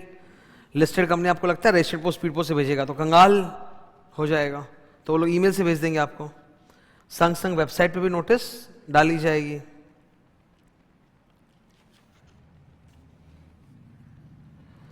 नोटिस जाने के बाद जनरल मीटिंग के 21 डेज पहले न्यूज़पेपर में ऐड आएगा, स्टार। वर्नैकुलर न्यूज़पेपर कौन सा? स्टेट भी नहीं, पाड़ा, डिस्ट्रिक्ट, मतलब डिस्ट्रिक्ट वाइड सर्कुलेशन। और इंग्लिश वाला कंट्री वाइड सर्कुलेशन। ऐसा क्यों सर? ऐसा क्यों नहीं मैं कभी देखा, मैं इतने दिन से तुमको मैराथन करा रहा हूं, आज शायद डे 4 है अपना, करेक्ट है ना? कभी भी तुमने ऐसा पढ़ा कि vernacular newspaper country wide circulation? Sir ऐसा हो सकता है क्या? फिर वो वर्नैकुलर कैसे होगा? क्योंकि आप हिंदी तक को नहीं बोल सकते। हिंदी भी वर्नैकुलर के तौर पे हर राज्य में एक्सेप्टेबल नहीं है। भारत के खाली सेलेक्टेड राज्यों में हिंदी चलती है। मैं आपको बता देता हूँ, साउथ में तो है नहीं, वो तो सबको मालूम ही है, पर इवन नॉर्थ ईस्ट में भी नहीं चलती। नॉर्थ ईस्ट में भी कुछ स्टेट्स हैं वो थोड़े एंटी हिंदी रहते हैं कि हम लोग का भाषा हिंदी नहीं है, वो या तो उनका अपना भाषा है या इंग्लिश है।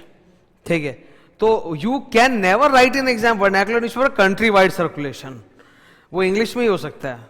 और क्या नाम है इसका, वर्नैकुलर, वर्नाकुलर वाले में स्टेट या डिस्ट्रिक्ट ही हो सकता है। सही है ना? वोटिंग लाइंस कब तक खुली रहेंगी?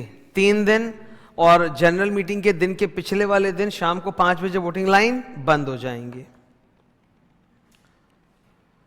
जब वोटिंग जो भी आप लोग करोगे वो सेफ एंड सिक्योर लॉक रहता है, वो किसी को भी पता नहीं चलता। जनरल मीटिंग में जब फाइनली आप लोग वोट डाल देते हो, उसके बाद scrutiniser in the presence of 2 witnesses internet voting को अनब्लॉक करता है और उसको मीटिंग वाले वोट के साथ कंबाइन करके अपनी रिपोर्ट बनाता है, called scrutinizer's report. The consolidated scrutinizer's report shall be prepared within 3 days of meeting, and thereafter it will be announced on the website by the chairman।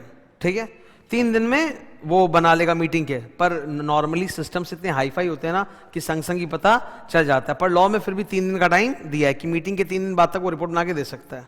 ठीक है, जो रिजल्ट्स आएंगे सर, वो results कहां पर declare होंगे?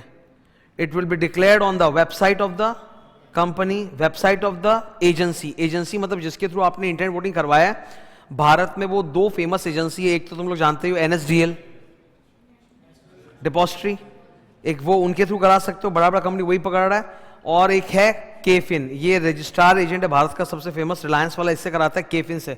Karvy fintech का short नाम नया आया है केफिन। ठीक है, एंड स्टॉक एक्सचेंज की website if it is a listed company. तो रिजल्ट्स अनाउंस कहां पे होते हैं? वेबसाइट्स पे होते हैं। क्लियर है ना? ये था e voting. Demand for poll. Poll की डिमांड कब होगी? मान लो मीटिंग में शो ऑफ हैंड से वोट होने जा रहा है, तो before the vote on show of hands या even after the vote on show of hands आप पोल डिमांड कर सकते हो। पोल डिमांड कब कर सकते हो? बिफोर और on the declaration of the results of voting by show of hands. क्योंकि औकात में अच्छा कौन सा है? शो ऑफ हैंड्स की poll? Sir any day poll is better, because show of hands अच्छा नहीं है, वहां 1 मेंबर से वोटिंग पावर रिफ्लेक्ट नहीं होती है।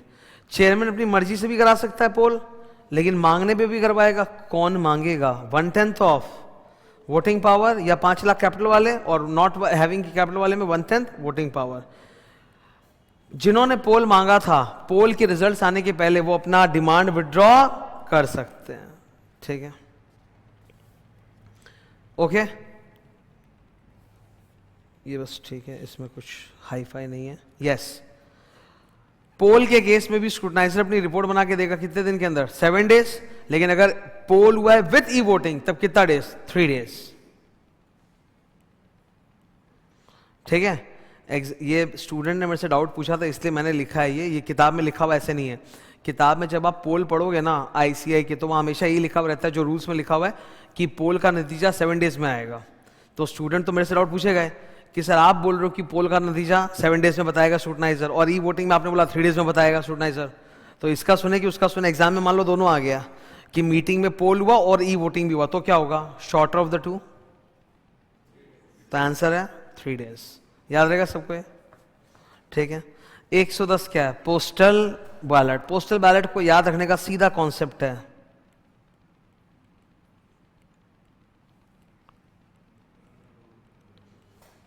ठीक है, कंपनी का नारा है हर घर में वोट कराना है। ठीक है, क्योंकि हम तो मीटिंग कॉल करेंगे नहीं, दूर से ही सारे शेड्यूलर्स वोट करेंगे। अब दूर से भी करेंगे जरूरी तो नहीं है, पर कोशिश तो की जाएगी ना। ठीक है, कोशिश तो करनी पड़ेगी ना, पार्टिसिपेशन तो बढ़ने का एक मौका मिलेगा ही। पोस्टल बैलेट, चिट्ठी का जवाब चिट्ठी से भी आ सकता है या फिर इंटरनेट से भी आ सकता है, इलेक्ट्रॉनिक वोटिंग से। 10 मैटर्स ऐसे हैं जिन पे पोस्टल बैलेट कराना मैंडेटरी है। वो 10 मैटर्स कौन से हैं? ये देखो, ऑल्ट्रेशन ऑफ, उधर पढ़ो, उस साइड पढ़ो, ये सब तो सेक्शन और रेजोल्यूशन है, छोड़ दो वो पढ़ो। और इस 10 में से 7 इंटर के सिलेबस में, 3 फाइनल में आते हैं। ठीक है, पढ़ो। पहला 1, alteration of object clause in the memorandum to convert public to a private company. शहर के बाहर ऑफिस शिफ्ट कर रहे हैं, IPO का पैसा किसी दूसरे प्रोजेक्ट में लगा रहे हैं, डिफरेंशियल वोटिंग राइट वाला इक्विटी शेयर इश्यू कर रहे हैं, variation of rights of a class of share holders किया जा रहा है, बायबैक किया जा रहा है। ये 7 है इंटर, और 3 है final. Appointment of SSD, sale of undertaking, sale of undertaking का सेक्शन होता है 180 का 1 का ए, 180 का 1 का सी नहीं, वो बोरोइंग होता है। तो इसका क्या होता है 180 का 1 का ए। तुम लोगों के लिए खाली मैं एक बात बोल दूं, सेल ऑफ अंडरटेकिंग को एक सिंपल वर्ड बता रहा हूं जो तुमको बहुत काम आएगा। यस, ये नाम कहां सुनते हैं sir? Income tax, capital gain, slump sale. Slump sale का मतलब था पूरा अंडरटेकिंग का एक एक असेट खुदरा खुदरा नहीं, पूरा का पूरा ट्रक से बेच दो, स्लम सेल। या फिर अगर आप लोन देना चाहते हो beyond the limit under section 186, तो वहां पर ये 180 का 1 का सी नहीं है, ये लास्ट वाला जो है ना 180 का 1 का सी में लिमिट अलग होती है और 186 एकदम अलग होता है। 186 का लिमिट अलग होता है 60% ऑफ पीयूएससी एफआरएसपी और 100% ऑफ एफआरएसपी।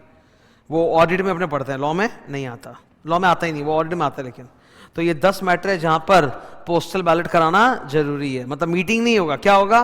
Postal ballot. अब ऑब्वियस सी बात है, बॉम्बे हाईकोर्ट ने बोला postal ballot is a dirty substitute of EGM, तो अगर इसमें पोस्टल बैलेट के बदले मीटिंग हो जाए तो और अच्छा है कि नहीं है ना?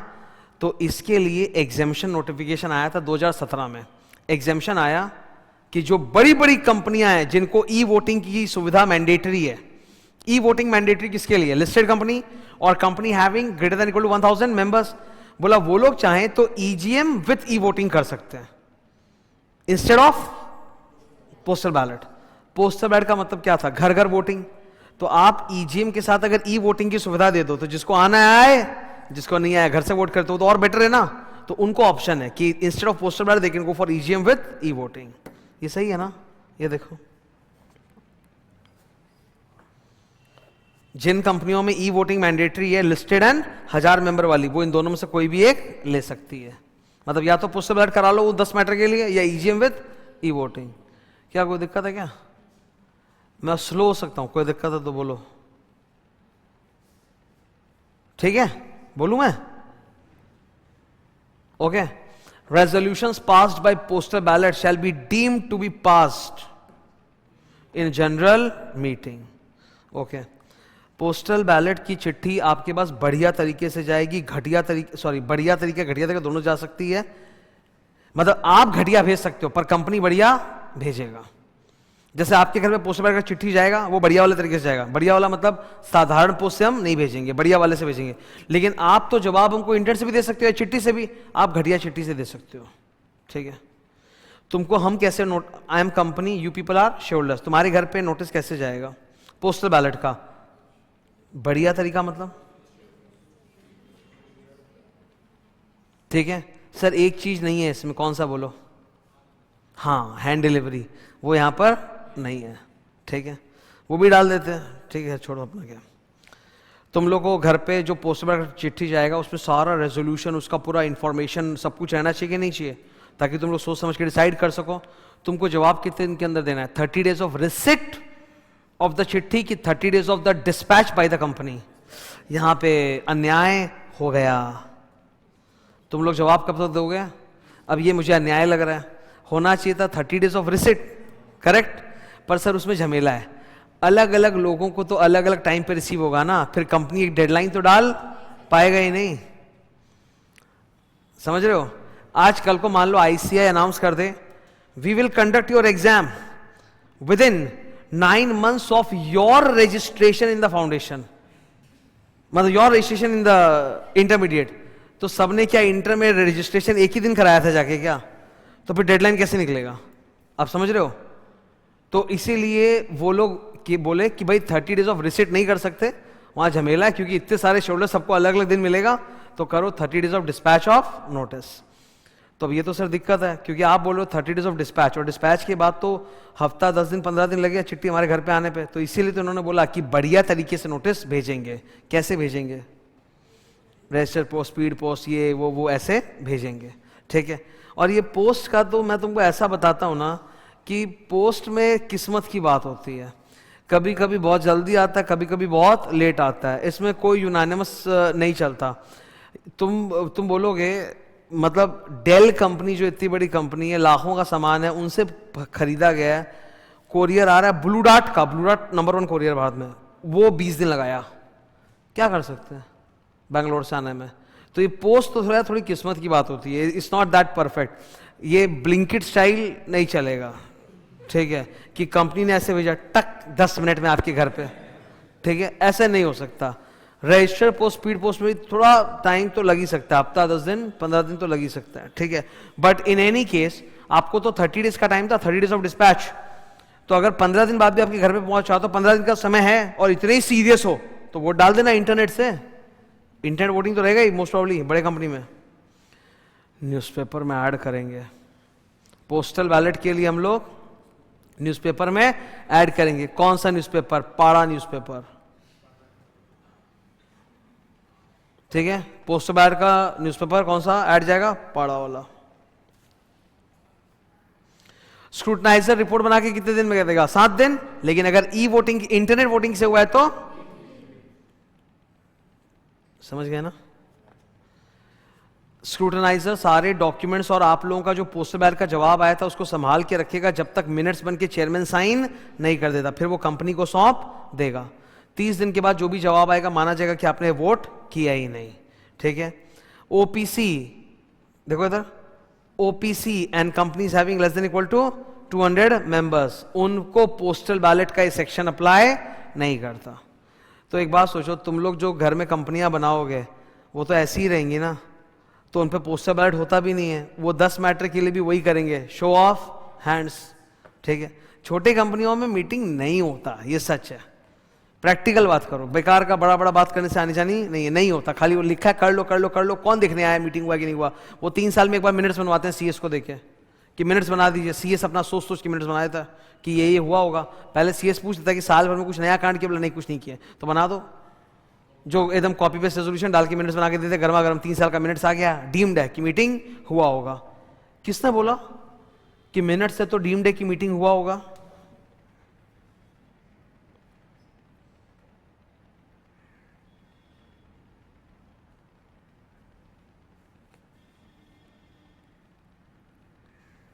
सेक्शन 118 मिनट्स वाला है ना, उसमें डायलॉग लिखा हुआ है, पढ़ो जरा।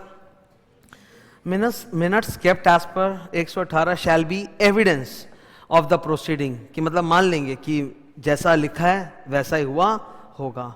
उस दिन इतने लोग मौजूद थे, कोरम मौजूद था, चेयरमैन ने सारे वोट बोले, इन्होंने वोट किया, मान लिया जाएगा। तो सब मिनट्स बनवा के रख लेते हैं, ठीक है। Last topic which I was teaching you is 110 postal ballot हो गया। ये वो समरी आ गया, ये तो करा दिया था शुरू में मैंने। सेक्शन 111 कमाल का सेक्शन है। 111 को पढ़ने के पहले या रिवाइज करने के पहले मेरी हमेशा एक रहती है कि भाई 115 पहले कर लो, दैट विल बी बेटर। तो पहले 115 कराए तो फिर 111 में आता हूं, ठीक है। Section number 115, resolutions requiring special notice. Special notice company नहीं भेजेगा, कंपनी को मिलेगा फ्रॉम मेंबर्स। मेंबर्स देंगे कंपनी को स्पेशल नोटिस, ठीक है। What are those resolutions? ये डायग्राम याद है, अम्ब्रेला है ना। कितने मेंबर्स कंपनी को स्पेशल नोटिस देंगे? मेंबर्स होल्डिंग, और ये लोग कंपनी को स्पेशल नोटिस देंगे किस बात के लिए? रिमूवल ऑफ ऑडिटर या डायरेक्टर के लिए, ठीक है। मैं भी कुछ एक जबरदस्त बताने वाला हूं, लेकिन इसके पहले 2 मिनट। आप ऐसा मत सोचो कि ऑडिटर डायरेक्टर को रिमूव करने के लिए हमेशा प्रस्ताव आएगा ही। कई बार कंपनी के डायरेक्टर्स भी तो सोच सकते हैं भाई हटाएंगे इसको, तो वो लोग खुद भी तो दे सकते हैं स्पेशल नोटिस अपने आप को। जैसे सपोज जस्ट एक एग्जांपल दे रहा हूं, हाँ, रिलायंस कंपनी का जो ऑडिटर है चतुर्वेदी शाह, मुकेश अंबानी जी अब चाहते हैं कि यार इनको हटाएंगे, बहुत ज्यादा हो गया, हटाएंगे। Okay, Mukesh Ambani is what? MD of Reliance. क्या उनके पास 1% वोटिंग पावर है? क्या उनके पास 5 लाख रुपया? ठीक है, तो वो खुद ही एक स्पेशल नोटिस दिलवा लेंगे कंपनी को फॉर्मेलिटी के लिए कि दे दो एक स्पेशल नोटिस, ठीक है, कि भाई सामने वाले मीटिंग में हमको इसको हटाना है। ओके, एक क्वेश्चन है, special notice is required for which matters? 140, 140, 169, 169 मुद्दा 2 ही है, removal of auditor and director. Auditor के रिमूवल पे 140 होता है, डायरेक्टर के रिमूवल पे 169 होता है। सर आपने 1 का 2 कैसे किया? ये टैलेंट, ये मेरा टैलेंट नहीं है, ये आईसीआई का टैलेंट है। उन्होंने बोला पहले लिखा है रिमूवल ऑफ ऑडिटर, दूसरे में लिखा है removal auditor and appointment of new auditor. Replace भी तो करना पड़ेगा नया लाके। देखो वैसे ही removal of director, next removal and appointment of a propose new director. खास बात,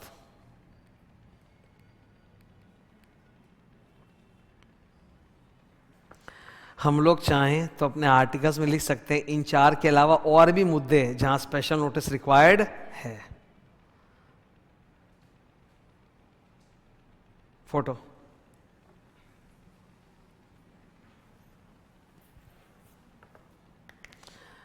कंपनी चाहे तो इन 4 के अलावा और भी मुद्दे डाल सकता है अपने आर्टिकल्स में।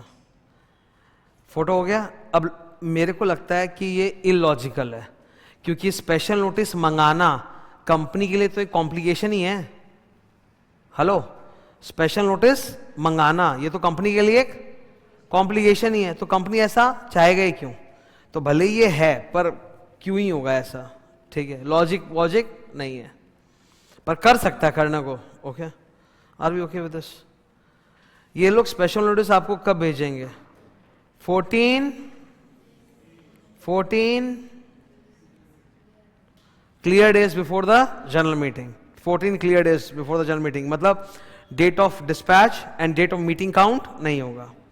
ठीक है, कंपनी जैसे ही नोटिस आएगा उसका एक कॉपी भेज देगी इसको कि भाई तुमको हटाने का प्रस्ताव आया है, तुम भी अपने डिफेंस में कुछ बोलना चाहता है तो बोल सकते हो, गिव अस अ रिप्रेजेंटेशन। उसमें ये आदमी उल्टा सल्टा डिफेमेटरी रिमार्क्स नहीं लिखेगा। डिफेमेटरी रिमार्क लिखेगा तो हम लोग एनसीएलटी के पास भेज देंगे, एनसीएलटी बोल देगा कि मत सर्कुलेट करो इसका रिप्रेजेंटेशन, रीड आउट भी मत करो और लीगल कॉस्ट भी ले लो। ठीक है, कंपनी दोनों पार्टी का स्पेशल नोटिस और representation 7 clear days before the meeting circulate कर देगा, और पोस्ट करने का टाइम नहीं है तो न्यूज़पेपर में डाल देगा। फिर जनरल मीटिंग में रेजोल्यूशन पास होंगे। एक स्टूडेंट का डाउट आया था, मैं बता देना चाहता हूं, हटाने का रेजोल्यूशन अलग होता है, अपॉइंट करने का अलग होता है। आप एक ही सिंगल रेजोल्यूशन से हटा और अपॉइंट, रिमूव अपॉइंट नहीं कर सकते। मतलब मान लो कि प्रस्ताव आया था इनको हटाओ इनको लाओ, तो 2 अलग अलग रेजोल्यूशन पास होंगे ना, कॉम्बो नहीं कर सकते। सपोज मान लो एक शेयर होल्डर जो बोला इसको तो हटाऊंगा पर मैं इसको लाना भी नहीं चाहता, हो सकता है कि नहीं? सोचो, तो इसीलिए अलग अलग पास होगा, एक साथ नहीं। कि जरूरी थोड़ा इसको हटा के इसी को लाएं, हम इसको नहीं लाना चाहते, हटाना जरूर चाहते हैं पर लाना इसको नहीं चाहते। क्लियर है? ये खास बात है। स्पेशल नोटिस कब तक आ जाना चाहिए आपके पास? 14 days before, but not 3 months before. मतलब मिनिमम मीटिंग के 14 दिन पहले मिल जाना चाहिए, और मैक्सिमम कितना पहले मिल सकता है? ठीक है, ठीक है, ओके। हम लोग 7 दिन सही है ना, हम लोग 7 दिन पहले आपको सर्कुलेट कर देंगे। अगर पोस्ट करना पॉसिबल नहीं है तो न्यूज़पेपर में डाल देंगे। कौन सा newspaper? Both, state wide circulation. ठीक है, ये क्लियर है क्या? ओके, 115 हो गया। 116 नन्ना सेक्शन है, ये डिवाइस नहीं, पीछे जा रहा हूं। 115 111 में क्या डिफरेंस है वो समझो, ये मास्टर समरी है। 115 नंबर सेक्शन जो है वो मेंबर्स को एक मौका देता है कि आप लोग कंपनी के पास प्रस्ताव भेज सकते हो to remove auditor and director. Suppose there is a member जो बोलता है मैं ये वाला मुद्दा प्रपोज नहीं करना चाहता, मैं कोई और मुद्दा प्रपोज करना चाहता हूं, तो फिर मैं किस में भेजूं? तो हम लोग बोलेंगे फिर आप 115 मत भेजो स्पेशल नोटिस, फिर आप नोटिस भेजो खाली, रेक्विजिशन भेजो खाली, किस में? 111 में। ठीक है, तो मुद्दे में बहुत बड़ा फर्क है। पहला फर्क सर, 115 में जो प्रपोज्ड एजेंडा डलवाना है वो है रिमूवल ऑफ ऑडिटर, और 111 में एनी अदर एजेंडा आपको डलवाना है। ठीक है, 115 में कितने लोग भेज सकते हैं? 1% वाले या 5 लाख वाले, है ना। 111 में कम से कम 10% ESC या फिर वोटिंग पावर वाले भेजेंगे। समझ में आ रहा? कम से कम 10% वाले भेजेंगे। 115 में वो लोग रिमूवल के लिए प्रस्ताव कितने दिन पहले भेजते हैं? 14 डेज पहले। अगर रेजोल्यूशन पास कराना है तो कम से कम 6 वीक्स पहले। रिमूवल को छोड़ के कोई और एजेंडा है पास करवाना है तो कम से कम 6 वीक्स, मतलब 42 डेज ना, कम से कम 42 डेज पहले आपको देना पड़ेगा। अभी समझ में आ रहा है 115 111 का फर्क? 111 हॉट हो रहा है, मैं बता रहा हूं, ये कभी भी अचानक से बम पड़ा करके आएगा। ठीक है, कितने जन भेज सकते हैं 111 में एजेंडा प्रपोज करना? सेम एज सेक्शन 100, मतलब equal greater than equal to 1/10 of equity capital voting power. Sir 111 में आपके पास दो हक हैं। पहला हक है propose an agenda in the upcoming general meeting. अगर एजेंडा प्रपोज करवाना है, मतलब रेजोल्यूशन पास कराना है, तो फिर कम से कम 6 हफ्ते पहले बताना पड़ेगा। कितना पहले? लेकिन एक ये भी हो सकता है कि आपको एजेंडा प्रपोज नहीं करना, बट आपको जस्ट कोई इंफॉर्मेशन सर्कुलेट करना है। फॉर एग्जांपल, सामने एजीएम होने वाला है और एजीएम की नोटिस 21 डेज पहले आपके घरों में गई। उस एजीएम में हम लोग एक व्यक्ति को डायरेक्टर बनाना चाहते हैं, उसके बारे में इंफॉर्मेशन लिखा है, लेकिन उसके बारे में एक बहुत बड़ा फ्रॉड इंफॉर्मेशन छुपा लिया गया है जो कुछ शेयर होल्डर्स को पता है, तो वो लोग सर्कुलेट करना चाहते हैं इंफॉर्मेशन। तो you don't want to propose an agenda, you just want to circulate some extra information about the existing agenda, then वो आप कितने दिन पहले भेज सकते हो? 2 वीक्स पहले, ठीक है, 14 दिन पहले। ये जो भी आप लोग भेजोगे ना सर्कुलेट कराने के लिए, इसका खर्चा आप लोग को बियर करना पड़ेगा। आप लोग कंपनी को पैसा दोगे तभी कंपनी आपकी इच्छा पूरी करेगा। यहां तक ठीक है? अब मैं कुछ खास बोलने जा रहा हूं, ठीक है। अगर सामने जनरल मीटिंग में आपको कुछ भी एजेंडा डलवाना है, कोई रेजोल्यूशन प्रपोज करवाना है, तो कम से कम 6 वीक्स चाहिए, है ना? कम से कम 6 वीक्स पहले बताओ। लेकिन एक इसका एक्सेप्शन है। प्रोवाइजो का मतलब क्या होता है? एजीएम होने ही वाला है 6 हफ्ते के अंदर। एजीएम का तो सीजन पता ही अपने को, जून जुलाई अगस्त सितंबर में एजीएम होता है। एजीएम होने ही वाला है, तो उस केस में ना अगर 6 वीक के पहले नहीं बताओगे तो भी कोई दिक्कत नहीं है, मतलब विदिन 6 वीक्स भी बता दोगे तो हो जाएगा। इफ आफ्टर, मान लो कि आप लोगों से चिट्ठी आया, जैसे मैं एक एग्जांपल दे रहा हूं, इन लोग को पता था कि एजीएम होने वाला है, तो ये 10% इक्विटी वालों ने एजीएम के लिए एक प्रस्ताव भेजा कि इस एजीएम में हम कंपनी में ये रेजोल्यूशन पास कराना चाहते हैं। To avoid that board of directors ने तुरंत बिफोर 6 वीक्स ही एजीएम कॉल कर लिया और फिर बहाना दे दिया कि आपको तो कम से कम 6 हफ्ते पहले बताना चाहिए था, है ना, क्योंकि रेजोल्यूशन पास कराने के लिए तो उनको कम से कम 6 हफ्ते पहले बताना है। तो इनको जैसे ही आया कि भाई ये लोग तो भयंकर एजेंडा प्रपोज करवाने वाले एजीएम में, तो एजीएम जल्दी बुला लिया इनके नोटिस आने के लेस देन 6 वीक्स के अंदर ही। तो प्रोवाइजो बोलता है इनके नोटिस भेजने के बाद अगर 6 हफ्ते के अंदर ही एजीएम हो जाए तो माना जाएगा इन्होंने ठीक टाइम पे भेजा था, और आपको वो भी इंक्लूड करना पड़ेगा, ठीक है, ताकि आप इस तरह की हैंकी पैंकी नहीं कर पाओ। प्रोवाइजो पढ़ो। रिक्विजिशन भेजने के बाद लेस देन 6 वीक्स के अंदर बुला लिया एजीएम, तो बोला फिर माना जाएगा कि वो आपने जो भेजा था ना रिक्विजिशन वो वैलिड था, वहां मोर देन 6 वीक्स होने की जरूरत नहीं है। क्लियर है ना? ठीक है। 112 वो बकवास है, प्रेसिडेंट गवर्नर जिसको भेजेंगे। 113 कॉर्पोरेट शेयरहोल्डर जिसको भेजेंगे। 114 OR SR.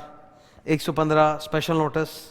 116 again small section. ठीक है, तो ये जनरल मीटिंग के 3 बड़े बड़े टॉपिक्स हमने भी किए, पूरे रिवाइज सारे बड़े सेक्शंस। अब मैं करा रहा हूं पोस्ट मीटिंग फॉर्मेलिटीज।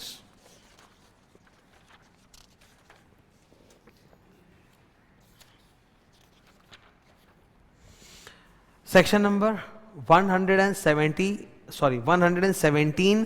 से लेके 122। ठीक है, मैं इसको एक ब्रेक के बाद डिस्कस करूंगा। पोस्ट मीटिंग फॉर्मेलिटीज, मीटिंग के बाद क्या। सेक्शन नंबर 117 बहुत फेमस है। कंपनी को एक फॉर्म फाइल करना पड़ता है, यहां फॉर्म नंबर याद करना एकदम mandatory, MGT 14। There is a list, ये लिस्ट ऑफ स्पेसिफाइड रेजोल्यूशंस और अग्रीमेंट्स आपको 30 डेज के अंदर आरओसी में फाइल करने इन फॉर्म नंबर MGT 14। पहले इसकी पेनल्टी बहुत ज्यादा थी, अभी इन्होंने 2020 में कम कर दी। अभी पेनल्टी है इसकी 10,000 रुपया मिनिमम प्लस 100 रुपया per day, up to maximum company के ऊपर 2 लाख और इंसान के ऊपर 50,000। ठीक है, MGT 14 में स्पेसिफाइड रेजोल्यूशंस अग्रीमेंट्स जमा करने पड़ते हैं। कौन से, ये देखो लाइन से एकदम ABCDEFG और H।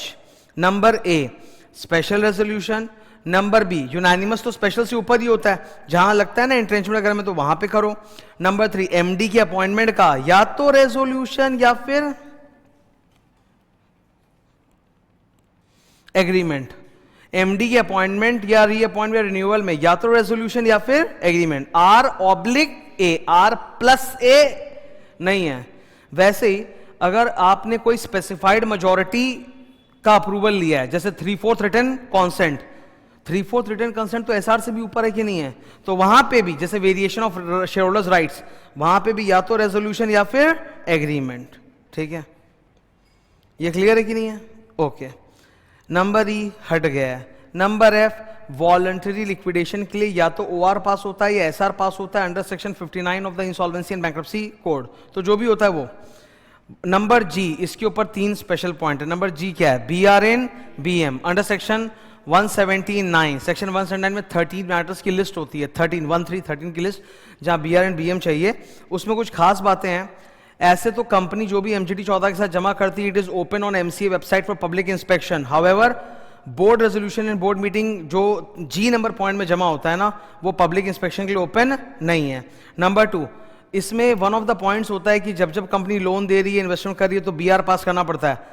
बैंक्स वगैरह का रोज का काम है लोन देना, इन्वेस्टमेंट करना, तो उन पे BR भी नहीं अप्लाई होता, उनको MGT 14 भी जमा नहीं करना, ये वाले पॉइंट में। ठीक है, 3 नंबर पॉइंट, प्राइवेट कंपनीज को 117 का 3 का ABCDEF जमा करना है, पर जी नंबर जमा नहीं करना है। पढ़ो ये, A to F में जमा करेंगे, जी में जमा नहीं करेंगे, और H मतलब एनी अदर जो आएगा। Okay, I will show you something.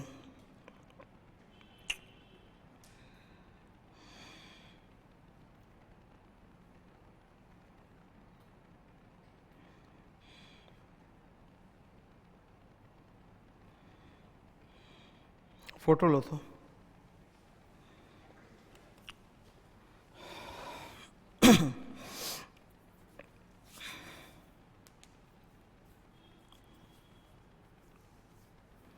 ठीक है, कौन कौन सा जगह 3/4 कॉन्सेंट अपने को चाहिए? ऊपर पढ़ो तो, सेक्शन 48 है ना, variation of share holder, variation of share holders of a particular class के राइट्स, तो उनका 3/4 वैल्यू का return consent.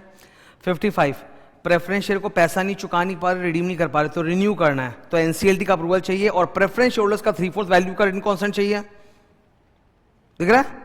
Debenture holders, debenture trustee को हटाना है या डिबेंचर ट्रस्टी का इंडेमनिटी क्लॉज को अप्रूव करना है, तो वहां पे भी 3/4 value of the return consent of debenture holders चाहिए। यही तो है 3/4 का 3 केसेस, स्पेसिफाइड मेजॉरिटी। यूनानिमस के कौन से केसेस हैं? एक नंबर 1 सेक्शन 5 एंट्रेंचमेंट रेगुलेशन, अगर एक प्राइवेट कंपनी को अपने आर्टिकल्स में एंट्रेंचमेंट डालना है तो यूनानिमस रेजोल्यूशन पास करना पड़ेगा। सेक्शन नंबर 68, बायबैक का जो ऑफर पीरियड होता है वो 15 से 30 दिन होता है, लेकिन कल ही रिवाइज कराया था शायद, इफ कल या परसों, आई डोंट रिमेंबर, अगर कल ही कराया था, हाँ बायबैक, अगर ऑल मेंबर्स अग्री तो बायबैक का offer period less than 15 days का भी हो सकता है, तो वो ये रहा। फिर 96 आज ही बताया है, AGM, अनलिस्टेड कंपनी है, भारत में कहीं भी AGM करना चाहते हैं तो ऑल मेंबर्स मस्ट अग्री, तो यूनानिमस के 3 केसेस हैं। हर छोटे छोटे चीज को ढूंढ ढूंढ के उसका ख्याल मैंने रखा है कि कहाँ ये है कहाँ वो है, इतना बेयर एक्ट में भी नहीं मिलने वाला है। ठीक है, तो इससे क्या है, क्लैरिटी आ जाता है। अब क्या होता है ना, क्या सब बातें हमको याद रखनी है? नहीं, पर हमको क्लैरिटी चाहिए। जब स्टूडेंट का माइंड क्लियर हो जाता है ना कि हाँ मेरे को अब डाउट नहीं, क्लैरिटी, तो वो अलग ही लेवल पे याद करता है। ठीक है, मैं ये नहीं बोल रहा हूँ कि स्टूडेंट को ये सब इतना परफेक्टली याद होना चाहिए, वो हो भी नहीं सकता, वो टीचर लेवल का प्रैक्टिस चाहिए होता है, मतलब it requires lot of practice, lot. उतना बजट एक उसके पास नहीं है, स्टूडेंट के पास नहीं है। पर क्या है, इसको देख के माथे में क्लैरिटी तो आ गया ना, प्रश्न तो दब गया ना, तो बस क्लैरिटी आने से क्या होता है, एकदम वो खुल जाता है पूरा खोपड़ी, फिर याद बहुत अच्छे से होता है। तो अभी इधर देखो एक बात सबको, SR, UR, MD's appointment, specified majority, voluntary liquidation, BRN BM, any other matter. Done है। 118 ये किस चीज पर है? मिनट्स। किस पर है? मिनट्स। जनरल, ऊपर हेडिंग पढ़ो, जनरल मीटिंग के मिनट्स कितने दिन में प्रिपेयर होते हैं? 30 दिन। साइन भी उसी 30 दिन में होने चाहिए, signed by chairman of the same board meeting, और अगर वो नहीं है, बोर्ड ऑफ डायरेक्टर्स अपने में से किसी एक डायरेक्टर को ऑथराइज कर देंगे कि भाई तुम साइन कर दो। So what about board meeting? Board meeting का मिनट्स प्रिपेयर 30 दिन में होता है, पर साइन करने की कोई टाइम लिमिट नहीं होती, और इजी है, sign by the chairman of the same board meeting और the next board meeting. Board meeting साल में 4 बार होता है, तो ये वाला बोर्ड मीटिंग का चेयरमैन था वो साइन कर दे, तो अगली बोर्ड मीटिंग का चेयरमैन है वो साइन कर देगा। तो यहाँ पे ज्यादा ड्रामाबाजी नहीं है, क्योंकि जनरल मीटिंग के मिनट्स में हमेशा इनका एग्जाम में क्वेश्चन आता है कि चेयरमैन का बाप लंदन में बीमार पड़ा है, तो वो अवेलेबल नहीं है, तो कौन साइन करेगा? One of the directors authorised bye the board. 118 minutes, इसमें खास खास बातें याद दिला रहा हूं मैं। बोर्ड मीटिंग के केस में पूरा डिटेल रिकॉर्ड किया जाएगा, टोटल डायरेक्टर्स कौन कौन आए थे और हर मुद्दे पे वो डायरेक्टर्स जिन्होंने अगेंस्ट अगेंस्ट अगेंस्ट में वोट डाला है, तो हम बैक कैलकुलेट करके फेवर भी निकाल सकते हैं। जनरल मीटिंग में हर इंसान हर मेंबर का फेवर अगेंस्ट रिकॉर्ड करने की जरूरत नहीं है। चेयरमैन को एब्सोल्यूट पावर है टू डिसाइड कि मीटिंग में होने वाला जो कौन सा गंदा मैटर है वो मिनट्स में इंक्लूड नहीं करना है। गंदे मैटर मतलब दीदी, defamatory, irrelevant, detrimental to the interest of the company, immaterial, तो वो चेयरमैन को एब्सोल्यूट डिसीजन लेने का पावर है कि कौन कौन सा दीदी है उनको हटाओ। ठीक है, हंसो नहीं, हंसो नहीं, हंसो नहीं, हंसोगे तुम लोग फंसूंगा मैं, मतलब इधर बकवास कर, ये निमोनिक है। इधर देखो, minutes under section 118, minutes is the evidence कि जो भी लिखा है वो हुआ होगा।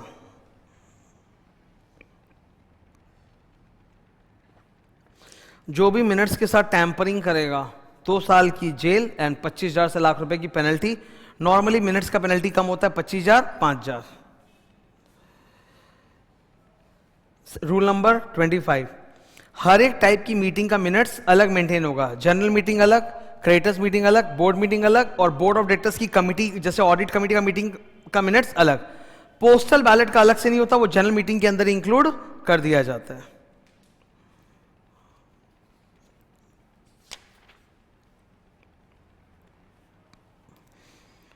ये मिनट्स बुक कहां रखोगे? जनरल मीटिंग का मिनट्स रजिस्टर ऑफिस में रखोगे, परमानेंट रखोगे, उसको किसके कस्टडी में रहेगा? सीएस और a director authorized by board. Board meeting या कमिटी मीटिंग का मिनट्स कहां रहेगा? नंबर 1 रजिस्टर ऑफिस या any other place as the BOD में डिसाइड। कब तक प्रिजर्व? परमानेंटली। किसके कस्टडी में? Same answer. Inspection of minutes, general meeting का minutes are open for inspection, board meeting का minutes are not open for inspection. General meeting का minutes are open for inspection at register office. At least 2 घंटे तो दिन में रखना ही पड़ेगा। ठीक है, मेंबर खुद ही आके मिनट्स इंस्पेक्ट कर सकता है। Can not authorise his friend to inspect the minutes on his behalf by signing a power of attorney. ये एग्जाम का क्वेश्चन है। ठीक है, आपको मिनट्स की कॉपी चाहिए 10 रुपये पर पेज, 7 दिन में मिल जाएगा। सॉफ्ट कॉपी चाहिए फ्री में मिल जाएगा up to immediately preceding 3 financial years. ये अमेंडमेंट ने पढ़ाया होगा। 120, ये सेक्शन अब हो चुका है बादू। पहले इसमें था कि कंपनीज को अपना रजिस्टर्स डॉक्यूमेंट्स वगैरह ई फॉर्म में भी रखना पड़ेगा, कुछ के लिए चॉइस, कुछ के लिए मैंडेटरी। अब सबके लिए चॉइस है, मैंडेटरी नहीं, सबके लिए चॉइस है। ये देखो मे, ठीक है, रूल्स के अंदर भी में, तो अभी किसी के लिए भी शैल है ही नहीं। Report on AGM, listed company AGM खत्म होने के बाद 30 दिन के अंदर अपना एक रिपोर्ट ऑन एजीएम बनाएंगे, एमजीटी 15 और आरओसी में जमा करेंगे।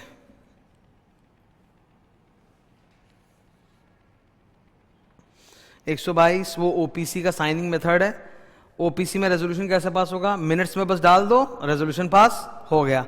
आज एक बात सोचो, ओपीसी में नियम क्या है कि मीटिंग नहीं होगा, खाली मिनट्स बना लो। प्राइवेट कंपनियां यही तो फॉलो कर रही हैं, मीटिंग करती नहीं है, सिर्फ मिनट्स बना लो। तो इन्होंने 122 बनाया किसके लिए? ओपीसी के लिए, लेकिन फॉलो सब करते हैं। मीटिंग होता ही नहीं है, सिर्फ मिनट्स बना लो। एग्जाम में ये लिख के नहीं आना है। हम लोग का मीटिंग हो गया, अब हम लोग बिगिनिंग में जाएंगे। बाप रे, तो दिस ह्यूज चैप्टर, अब इसका रिवीजन स्ट्रैटेजी वापस। When you start revising you start with minutes. So वो एक बड़ा पोर्शन जब हो जाता है ना, तब हम लोग मतलब हार्ड पोर्शन को भी कर सकते हैं। तो अब आ जाओ रजिस्टर्स पे। ठीक है, ये रजिस्टर्स में स्टार्ट करने जा रहा हूं यहां से। सेक्शन नंबर 88 से लेकर 95, ठीक है।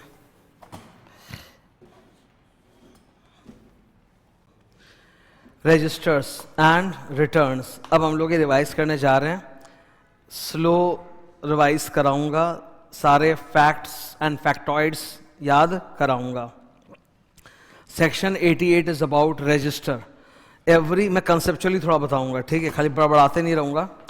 हर कंपनी को अपने तमाम members, debenture holders, other security holders का डिटेल रिकॉर्ड रखना चाहिए कि नहीं?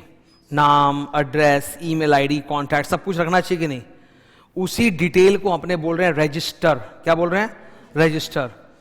इस चैप्टर में, इस हिस्से में सेक्शन की औकात कम है और रूल की औकात ज्यादा है, क्योंकि रूल बताएंगे ना क्या डिटेल्स रखना है, ठीक है। इन्होंने अब एक डाउट है कि कंपनी बोली ठीक है, आप बोल रहे हो कि रजिस्टर ऑफ मेंबर रखो, रजिस्टर ऑफ डिबेंचर होल्डर रखो, register of other security holder रखो, पर उनके बारे में क्या क्या डिटेल रखो? उनका ब्लड ग्रुप भी लिखें क्या? तो हमने बोला नहीं, आप वही डिटेल रखो जो MGT 1 या MGT 2 में है।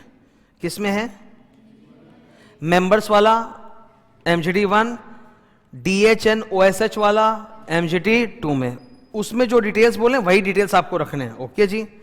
नेक्स्ट, हम इस रिकॉर्ड को अल्फाबेटिकली रखें कि कॉन्जिक्यूटिवली रखें? कॉन्जिक्यूटिवली का मतलब होता है जो पहले मेंबर बना उसका नाम पहले, जो बाद में बना बाद में, वो था कॉन्जिक्यूटिव। इन्होंने बोला अगर आपके यहां मोर देन इक्वल टू 50, क्या बोला मैंने? More than equal to 50 member या DH OSH वैसे है, more than equal to 50 member है, तो फिर अल्फाबेटिकल रखो ताकि ढूंढने में आसानी हो। आज सही बात है कि नहीं है? हमको किसी आदमी का नाम ढूंढना है, तो ऐसे अगर रैंडम होगा तो भाई ढूंढने में टाइम लगेगा, अल्फाबेटिकली तो आराम से ढूंढ लेंगे ना, करेक्ट है।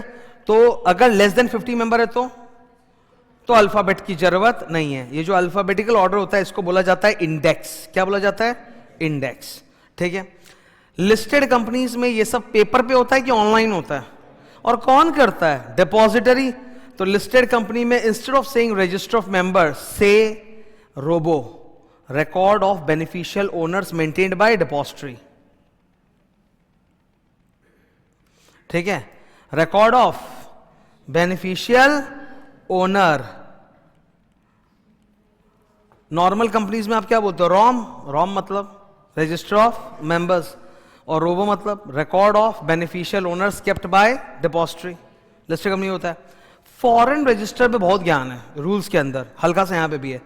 अगर कोई कंपनी के फॉरेन मेंबर्स या डिबेंचर होल्डर है, OSH है, तो उनका भी रजिस्टर मेंटेन होना चाहिए इंडिया में और फॉरेन में भी, तो उसको लेके बहुत ज्ञान है, वो रूल्स में ज्यादा ज्ञान है, ठीक है। तो सेक्शन तो इतना सही था। देखो 88 का 1 2 3 4 और फिर अंदर देखो 88 का 5 पेनल्टी। क्या पेनल्टी है पढ़ो? 3 लाख कंपनी पे, 50,000 ऑफिसर पे। आगे क्या लिखा? सर इतने सारे जो आप लोगों को पेनल्टी पढ़ाए, एंड वाला छोड़ के सब कंपाउंडेबल ही था, पर बाकी सब जगह ये क्यों नहीं बोले? क्योंकि ICAI ने भी सिर्फ यहीं पे बोला, तो मैं बोल दिया, और क्या। बाकी सब भी कंपाउंडेबल ही है। ऑल ऑफेंसेस जहां पर जेल और पेनल्टी के बीच में एंड होता है ना, उसको छोड़ के सब कंपाउंडेबल होता है। तो सभी कंपाउंडेबल है, पर ICAI ने यहां लिखा तो मैंने भी यहां लिख दिया कंपाउंडेबल ऑफेंस अंडर सेक्शन 441, ठीक है। समझ लो बात को? देखो जैसे एक बात को समझो, टीचर होने के लिए सारा ज्ञान आना जरूरी नहीं है, ये 100% सच बात है। लेकिन अगर सारा ज्ञान हो तो पढ़ाते वक्त बड़ा कॉन्फिडेंस आ जाता है। समझ रहे हो? एग्जैक्टली वो बात स्टूडेंट के लिए, ठीक है। एग्जाम में हमको 90 लाना है, 80 लाना है, 100 लाना है, जो भी लाना है, उसके लिए सारा ज्ञान होना जरूरी नहीं है। पर अगर सारा ज्ञान अच्छे से पता हो, क्लैरिटी हो, तो कॉन्फिडेंस बहुत आ जाता है कि हाँ जो आएगा कर लेंगे ना। वो वाला कॉन्फिडेंस बहुत जरूरी होता है एग्जाम को क्रैक करने के लिए। अब ये रूल्स की सारी ज्ञान चालू हो गई। रूल्स में जो अच्छे वाली बातें वो सारी बताऊंगा मैं, ठीक है। ये आपने रजिस्टर तो मेंटेन कर लिया। अभी मैं बार बार register of debenture holder OSH नहीं बोलूंगा, I say register of member. Register of member के अंदर अपडेट भी तो करना पड़ेगा, एंट्री भी तो डालना पड़ेगा। जैसे कंपनी के डायरेक्टर्स ने किसी को शेयर अलॉट किया तो कितना दिन में एंट्री डालेंगे? 7 days ऑफ अलॉटमेंट, ठीक है। ट्रांसफर ट्रांसमिशन हुआ है, 7 days of transfer transmission. Company ने बायबैक बोनस राइट शेयर्स किया है, कितने दिन में? 7 डेज के अंदर कंपनी एंट्री डाल देगा। तो क्वेश्चन आएगा कि रजिस्टर मेंबर में कितना दिन के अंदर एंट्री पड़ जाना चाहिए after these events? 7 days, 15 days, 30 days etcetera. क्या? 7 डेज। Very good. कोई दिक्कत? प्लेस, ये प्लेस के अंदर जो लिखा हुआ है ना, एग्जैक्टली सेम लिखा हुआ है सेक्शन नंबर 94 में। आप ये रजिस्टर्स कहां रखोगे? आप रजिस्टर ऑफिस में भी रख सकते हो, या फिर any other place in India भी रख सकते हो जहां more than 1/10 of the number of members reside and SR pass हुआ है, तो कहीं और भी रख सकते हो। आओ पढ़ते हैं। कहां रखना चाहिए हमको ये? Sir at registered office. लेकिन अगर शेयर होल्डर्स ने जनरल मीटिंग में एसआर पास कर दिया, तब आप उसी शहर में कहीं और रख सकते हो, या ऐसे भी किसी शहर में भारत में रख सकते हो जहां more than 1/10 of the members reside करते हो। ठीक है, मैं क्वेश्चन पूछूंगा। कंपनी की रजिस्टर ऑफिस है मुंबई, ओके। शेयर होल्डर्स ने एसआर पास कर दिया, बोला आप इसको दिल्ली में रख सकते हो। क्या दिल्ली में रख सकते हैं कि नहीं रख सकते हैं?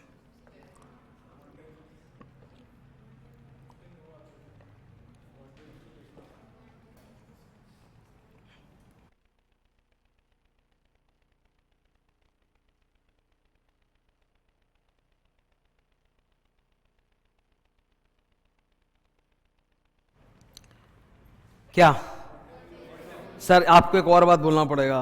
दिल्ली में मोर than 1/10 of the number of members decide करते हो तब जाके होगा। ठीक है, अब सुनो एक बार। जयपुर शहर है, जयपुर शहर है। जयपुर के अंदर, शहर के अंदर ही हमारी रजिस्टर्ड ऑफिस टोंक रोड पे है। TON के एक जगह है टोंक रोड, टोंक रोड पे हमारी ऑफिस है। हमारे शेयर होल्डर्स, हम लोग टोंक रोड रजिस्टर ऑफिस में रखना नहीं चाहते। हम जयपुर के अंदर ही, टोंक रोड में नहीं रख के, जयपुर के किसी दूसरे शहर में, जयपुर के अंदर ही किसी दूसरे एड्रेस पे रखना चाहते हैं। इसके लिए एसआर पास करना होगा कि नहीं होगा?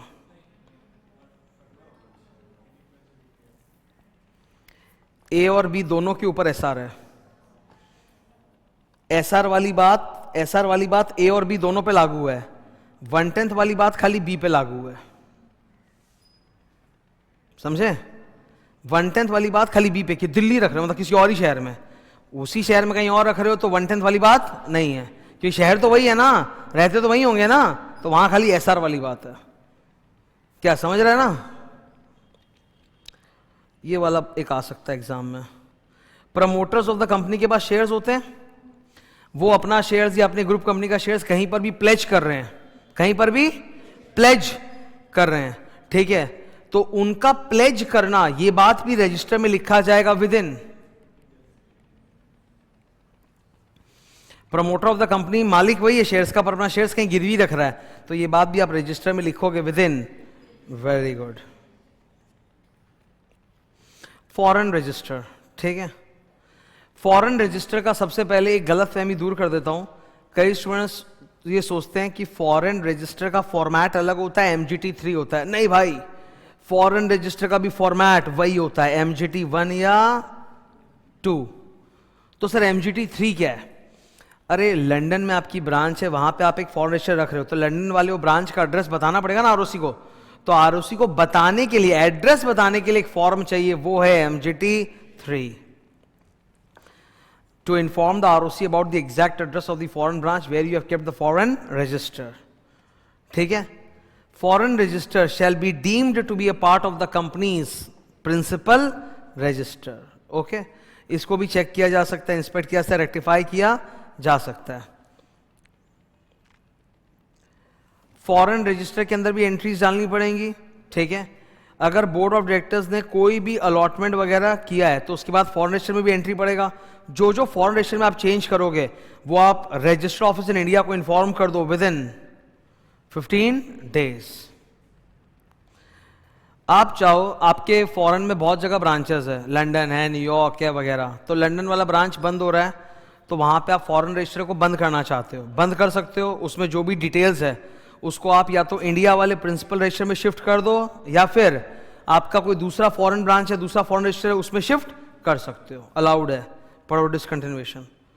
द कंपनी में discontinue any foreign register FR1 and all entries in that register shall be transferred to some other foreign register or to the principal register। MCQ के लिए थोड़ा हॉट है। ये ICAI ने आंसर चेंज किया था, मैंने अमेंडमेंट बताया था। माइनर बच्चे का जो शेयर्स है वो बाप के नाम पे तो रहेगा, गार्जियन के नाम पे तो रहेगा ही, और माइनर के नाम पे भी रहेगा। रजिस्टर मेंबर दोनों का नाम आएगा।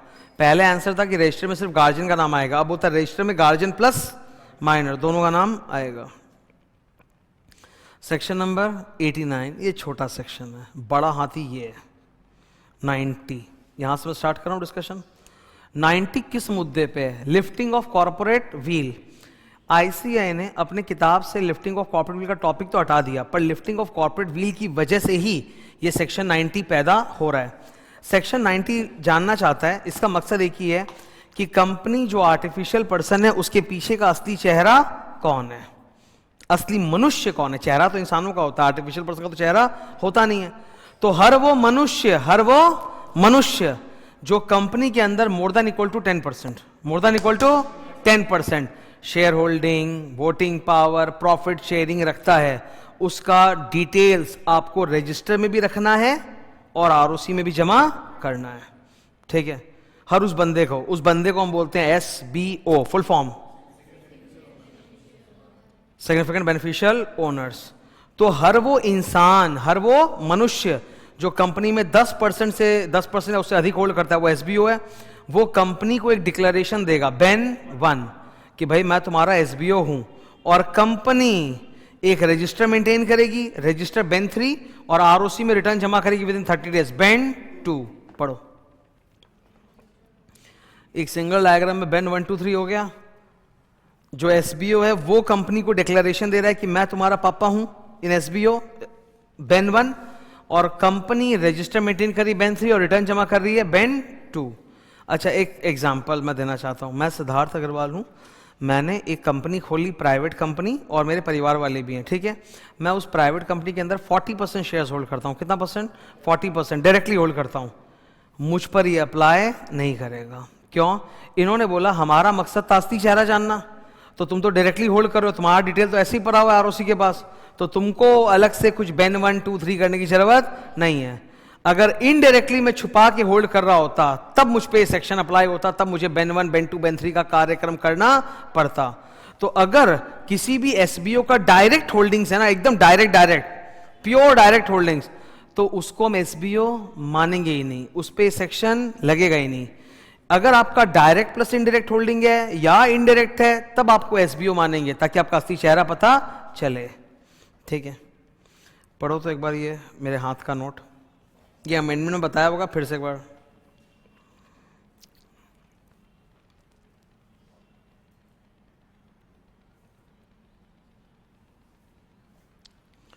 ठीक है, ओके, फिर से एक बार वापस। जिसका सिर्फ डायरेक्ट होल्डिंग है उसको अपने SBO नहीं मानते, जिसका इनडायरेक्ट है SBO, जिसका डायरेक्ट प्लस इनडायरेक्ट है SBO। कौन होता है SBO? सर ये इंसान होता है। ये कौन होता है? इंसान। हमको चेहरा जानना है असली। अच्छा, अपने बोल सकते हैं ना, होल्डिंग कंपनी भी तो सब्सिडरी कंपनी में मोर देन 50% करता है, तो एक तरह से तो होल्डिंग कंपनी भी हर सब्सिडरी कंपनी का वो है SBO। इन्होंने बोला नहीं, हम इंसानों की बात कर रहे हैं, होल्डिंग सब्सिडरी में तो होल्डिंग कंपनी तो खुद एक कंपनी है, एग्जेम्प्टेड है वो। देखो इधर ये क्या लिखा है, नॉन एप्लीकेबिलिटी। ठीक है, IPF authority, holding company, government की कंपनीज, कॉर्पोरेशंस, वहां तो पता है ना गवर्नमेंट का है। ठीक है, और गवर्नमेंट कोई चेहरा है क्या कि गवर्नमेंट इज अ स्ट्रक्चर? ठीक है, म्यूचुअल फंड, ये सब तो सब एंटिटीज हुए। तो हम इंसानों के पीछे पड़े हैं, असली चेहरे के पीछे, हम आर्टिफिशियल पर्सन के पीछे पड़े हुए है भी नहीं। LIC है, LIC वो किसी कंपनी में 15% होल्ड करता है, मोर देन 10%, तो LIC SBO हो गया क्या? LIC इंसान है? नहीं सर, वो एक इंस्टीट्यूशन है, वो SBO नहीं है, वो एग्जेम्प्टेड है। तो होल्डिंग कंपनी के ऊपर भी बेन 1 2 3 अप्लाई नहीं करता। Are we getting my point? ठीक है, कोई भी इंडिविजुअल अकेला या किसी के साथ, अलोन और टुगेदर, डायरेक्टली या किसी व्यक्ति के थ्रू या ट्रस्ट के थ्रू, या तो 10%, नॉट लेस देन 10% का मतलब क्या होता है? ग्रेटर देन, मोर देन नहीं, ग्रेटर देन इक्वल टू 10%। तो 10% शेयर्स है, 10% वोटिंग राइट है, 10% डिविडेंड है, या फिर सिग्निफिकेंट इन्फ्लुएंस या कंट्रोल है। प्योर डायरेक्ट होल्डिंग को अपने एसबीओ नहीं मानते, ये क्लियर है। आप डायरेक्टली होल्ड करो या indirectly through a body corporate, Hindu undivided family, partnership firm, trust, pool investment vehicle, कैसे भी करो, इनडायरेक्टली डायरेक्टली। डायरेक्टली तब माना जाता है जब आप अपने नाम पे कर रहे हो। डायरेक्टली का मतलब जब आप अपने नाम पे कर रहे हो, या फिर आप बेनिफिशियल इंटरेस्ट होल्ड करते हो अंडर सेक्शन 89 और उसका डिक्लेरेशन आपने MGT 5 जमा कर रखा है। Section 90 sub section line by line. अब ये सब तो इंट्रो चल रहा था, अब चालू हो गया। ये देखो बस सब कोई यहां पे कहीं भी कोई सब सेक्शन नंबर लिखा है क्या? देखो ये तो रूल्स है। देखो वापस से मैंने हेडिंग दिया सेक्शन 90, अब सब सेक्शन नंबर चालू है 1 2 3 ऐसे। तो नंबर 1 पढ़ो क्या है? डिक्लेरेशन बाय एसबीओ, मतलब एसबीओ कंपनी को बेन 1 जमा करे बोलेगा कि मैं तुम्हारा एसबीओ हूं। कंपनी एक रजिस्टर मेंटेन करेगी एसबीओ का, बेन 3। ये रजिस्टर ओपन फॉर इंस्पेक्शन रहता है, हर दिन कम से कम 2 घंटे। इंस्पेक्शन का 50 रुपए लगेगा। कंपनी आरओसी के पास एक रिटर्न जमा करेगी एसबीओ का, बेन 2 विद इन 30 डेज। ये ठीक है। कंपनी को स्टेप्स लेने हैं टू फाइंड आउट कौन उनका एसबीओ। मान लो कि एसबीओ ने खुद नहीं बताया, तो कंपनी की ड्यूटी की ढूंढो अपना एसबीओ को, कौन है तुम्हारी असली मां, ढूंढो। ठीक है। कंपनी कैसे ढूंढेगा, मैं बता रहा हूं कैसे ढूंढेगा। बोलूं क्या मैं? कंपनी को लगता है कि कोई हमारा एसबीओ है, शायद ये हमारा एसबीओ है, या फिर कंपनी को लगता है कि ये व्यक्ति जानता है कि मेरी मां कौन है, या फिर जो 3 साल पहले तक कंपनी की मां रह चुकी है। इन लोगों को कंपनी एक चिट्ठी भेजेगा, नोटिस, बेन 4। क्या भेजेगा? नोटिस। ये देखो डिब्बा का पहला डिब्बा पढ़ो, purple. Company sends notice in BEN 4 to whom. Number 1, जिसको, जो कंपनी को लगता है कि शायद ये मेरी मां है, या फिर ये वो मौसी है जो जानती है कि मेरी मां कौन है, या फिर वो जो मेरी मां रह चुकी इन द लास्ट 3 years। ऐसे याद रह जाता है, और कोई बात नहीं है। वरना इतना ये सब कॉम्प्लेक्स वर्ड्स क्या है, याद करना बहुत वो है, झमेला है। ठीक है। मां डाल दोगे पिक्चर में तो फीलिंग आ ही जाएगा अपने आप ही, है ना। तो कंपनी ने नोटिस दिया उनको, बेन 4, कि अगर आप हमारे एसबीओ हो तो आप हमको बताओ, बेन 1 दो। तो that person is suppose to reply in 30 days by filing BEN 1। 30 दिन हो गए, कोई जवाब नहीं आया, कोई जवाब नहीं आया। तो फिर अगले 15 दिन में हम लोग पापा के पास केस करेंगे, NCLT। पापा 60 डेज में नहीं, मम्मी पापा 60 डेज में ऑर्डर, NCLT 60 डेज में ऑर्डर पास कर देगा। ठीक है। NCLT ऑर्डर पास करके क्या करेगा, उन शेयर्स पे जहां डाउट चल रहा है ना, उनके ऊपर रेस्ट्रिक्शन डाल देगा, फ्रीज डाल देगा। और 1 साल तक भी अगर फिर से जवाब नहीं आया तो वो पूरा का पूरा शेयर्स कहां चला जाएगा, IPF में। ठीक है। अच्छा, जिन्होंने जानबूझ के नहीं बताया उनका तो फिर वो 447 तो एक यूनिवर्सल वो है ही पनिशमेंट। ठीक है। 90 हो गया। 91 इज अगेन छोटू मोटू, हटाओ। 92 big, annual return. Annual return के 2 फॉर्म होते हैं, MGD 7 और OPC एंड स्मॉल कंपनी के लिए। किसके लिए? एक अब्रिज्ड एनुअल रिटर्न आया है जिसको हम लोग बोलते हैं MGD 7A। एनुअल रिटर्न के कंटेंट्स के ऊपर एक बार एग्जाम में क्वेश्चन आया था कि उसमें होता क्या है, तो कंटेंट्स एक बार पढ़ा हुआ होना चाहिए। एनुअल रिटर्न पे साइन कौन करेगा? सर यहाँ पे CS कंपलसरी है। बोला डायरेक्टर तो साइन करेगा ही, एंड डायरेक्टर एंड CS अगर आपके पास है तो, नहीं है तो बाजार से लाओ, पढ़ो। CS कंपनी में अगर है तो, और नहीं है तो बाजार से, मतलब CS इन प्रैक्टिस। लेकिन सर जो छुटकू मुटकू कंपनीज है, OPC, स्मॉल स्टार्टअप,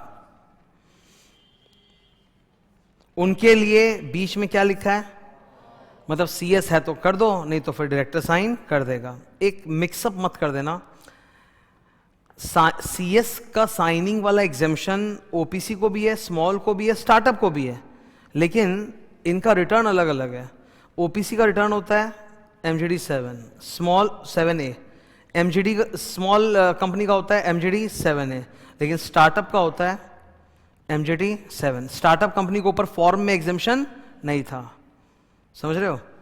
नहीं, ये देखो, ये जो छोटा एक एनुअल रिटर्न आया ना, क्या नाम है, पढ़ो तो। ये किसके लिए आया है? ओपीसी के लिए और स्मॉल के लिए, स्टार्टअप के लिए नहीं है। पर स्टूडेंट क्या ऊपर देखा ओपीसी स्मॉल, नीचे भी देखा, तो मैच करा के मिक्स याद कर लेता है कि चाहे ओपीसी हो, चाहे स्मॉल हो, चाहे स्टार्टअप हो, सबके लिए MJT 7 है एवरेज एनुअल रिटर्न। समझ गए क्या? तो average annual return OPC small के लिए, और ये CS वाला एग्जामिशन तीनों को है, ओपीसी स्मॉल एंड स्टार्टअप को, ठीक है ना? अच्छा, आप एक बड़ी कंपनी हो, लिस्टेड, 10 करोड़ 50 करोड़, पर्पल पढ़ो।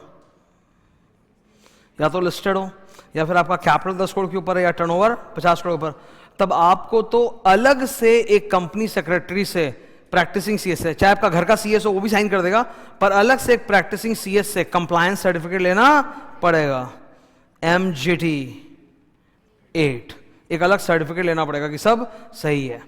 तो जो ऐसी कंपनियां हैं वो MJT 7 भी जमा करेगी और CS का सर्टिफिकेट MJT 8 भी जमा करेगी, और वो प्रैक्टिसिंग CS का होता है सर्टिफिकेट, ठीक है?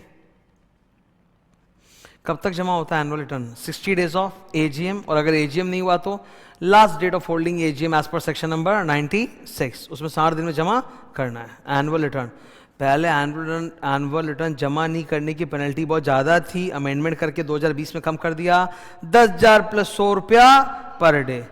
कंपनी पे मैक्सिमम, इंसानों पे मैक्सिमम, बहुत बढ़िया। CS पे पेनल्टी 2 लाख। 94 अभी वो वहाँ पड़े थे ना रजिस्टर में, कहाँ रखना चाहिए आपको रजिस्टर रिटर्न? रजिस्टर ऑफिस में, लेकिन आप ऐसे किसी शहर में भी रख सकते हो जहां more than 1/10 of the number of members decide करते हो बाय पासिंग ऐसा, ठीक है? ठीक है, ये पर्पल पढ़ो। You can keep it in number 1 any place in India, number 2 where more than 1/10 of the number of members reside, but what you have to pass for that SR। ये सब registers वगैरह कितने time तक preserve होगा? Members वाला है permanently, debenture holder OSH वाला 8 years from the date of redemption. Foreign register भी वैसे ही होता है, ठीक है? ये अवेलेबल है फॉर इंस्पेक्शन। अगर मेरे अपने लोग चेक करना चाहते हैं, member, debenture holder, other security holder, beneficial owner, तो फ्री। कोई बाहर वाला चेक करना चाहता है तो पैसा लेंगे अप टू 50 रुपया। अब बाहर वाला हो चाहे घर वाला हो, अगर उसको कॉपी चाहिए तो पैसा लेंगे अप टू 10 रुपया पर पेज, और 7 दिन में कॉपी दे देंगे। रजिस्टर मेंबर के अंदर ये 4 डिटेल, अमेंडमेंट है, पुराना अमेंडमेंट है, सीक्रेट रखा जाएगा, ये शेयर नहीं होगा। क्या क्या? एड्रेस, ईमेल आईडी, आधार का UID नंबर और पैन नंबर, ये शेयर नहीं होगा। लेकिन देखो सर, अगर रिक्विजिशन आया EGM का और हम लोग EGM नहीं बुलवा रहे हैं, वो लोग खुद बुलाना चाहेगा, तब तो आपको एड्रेस और ईमेल शेयर करना पड़ेगा, वरना वो लोग नोटिस कैसे भेजेंगे, ठीक है? 95 में कुछ नहीं हो, बेकार है, छोटा सा। Okay, so this completes our entire chapter number 7 management, okay?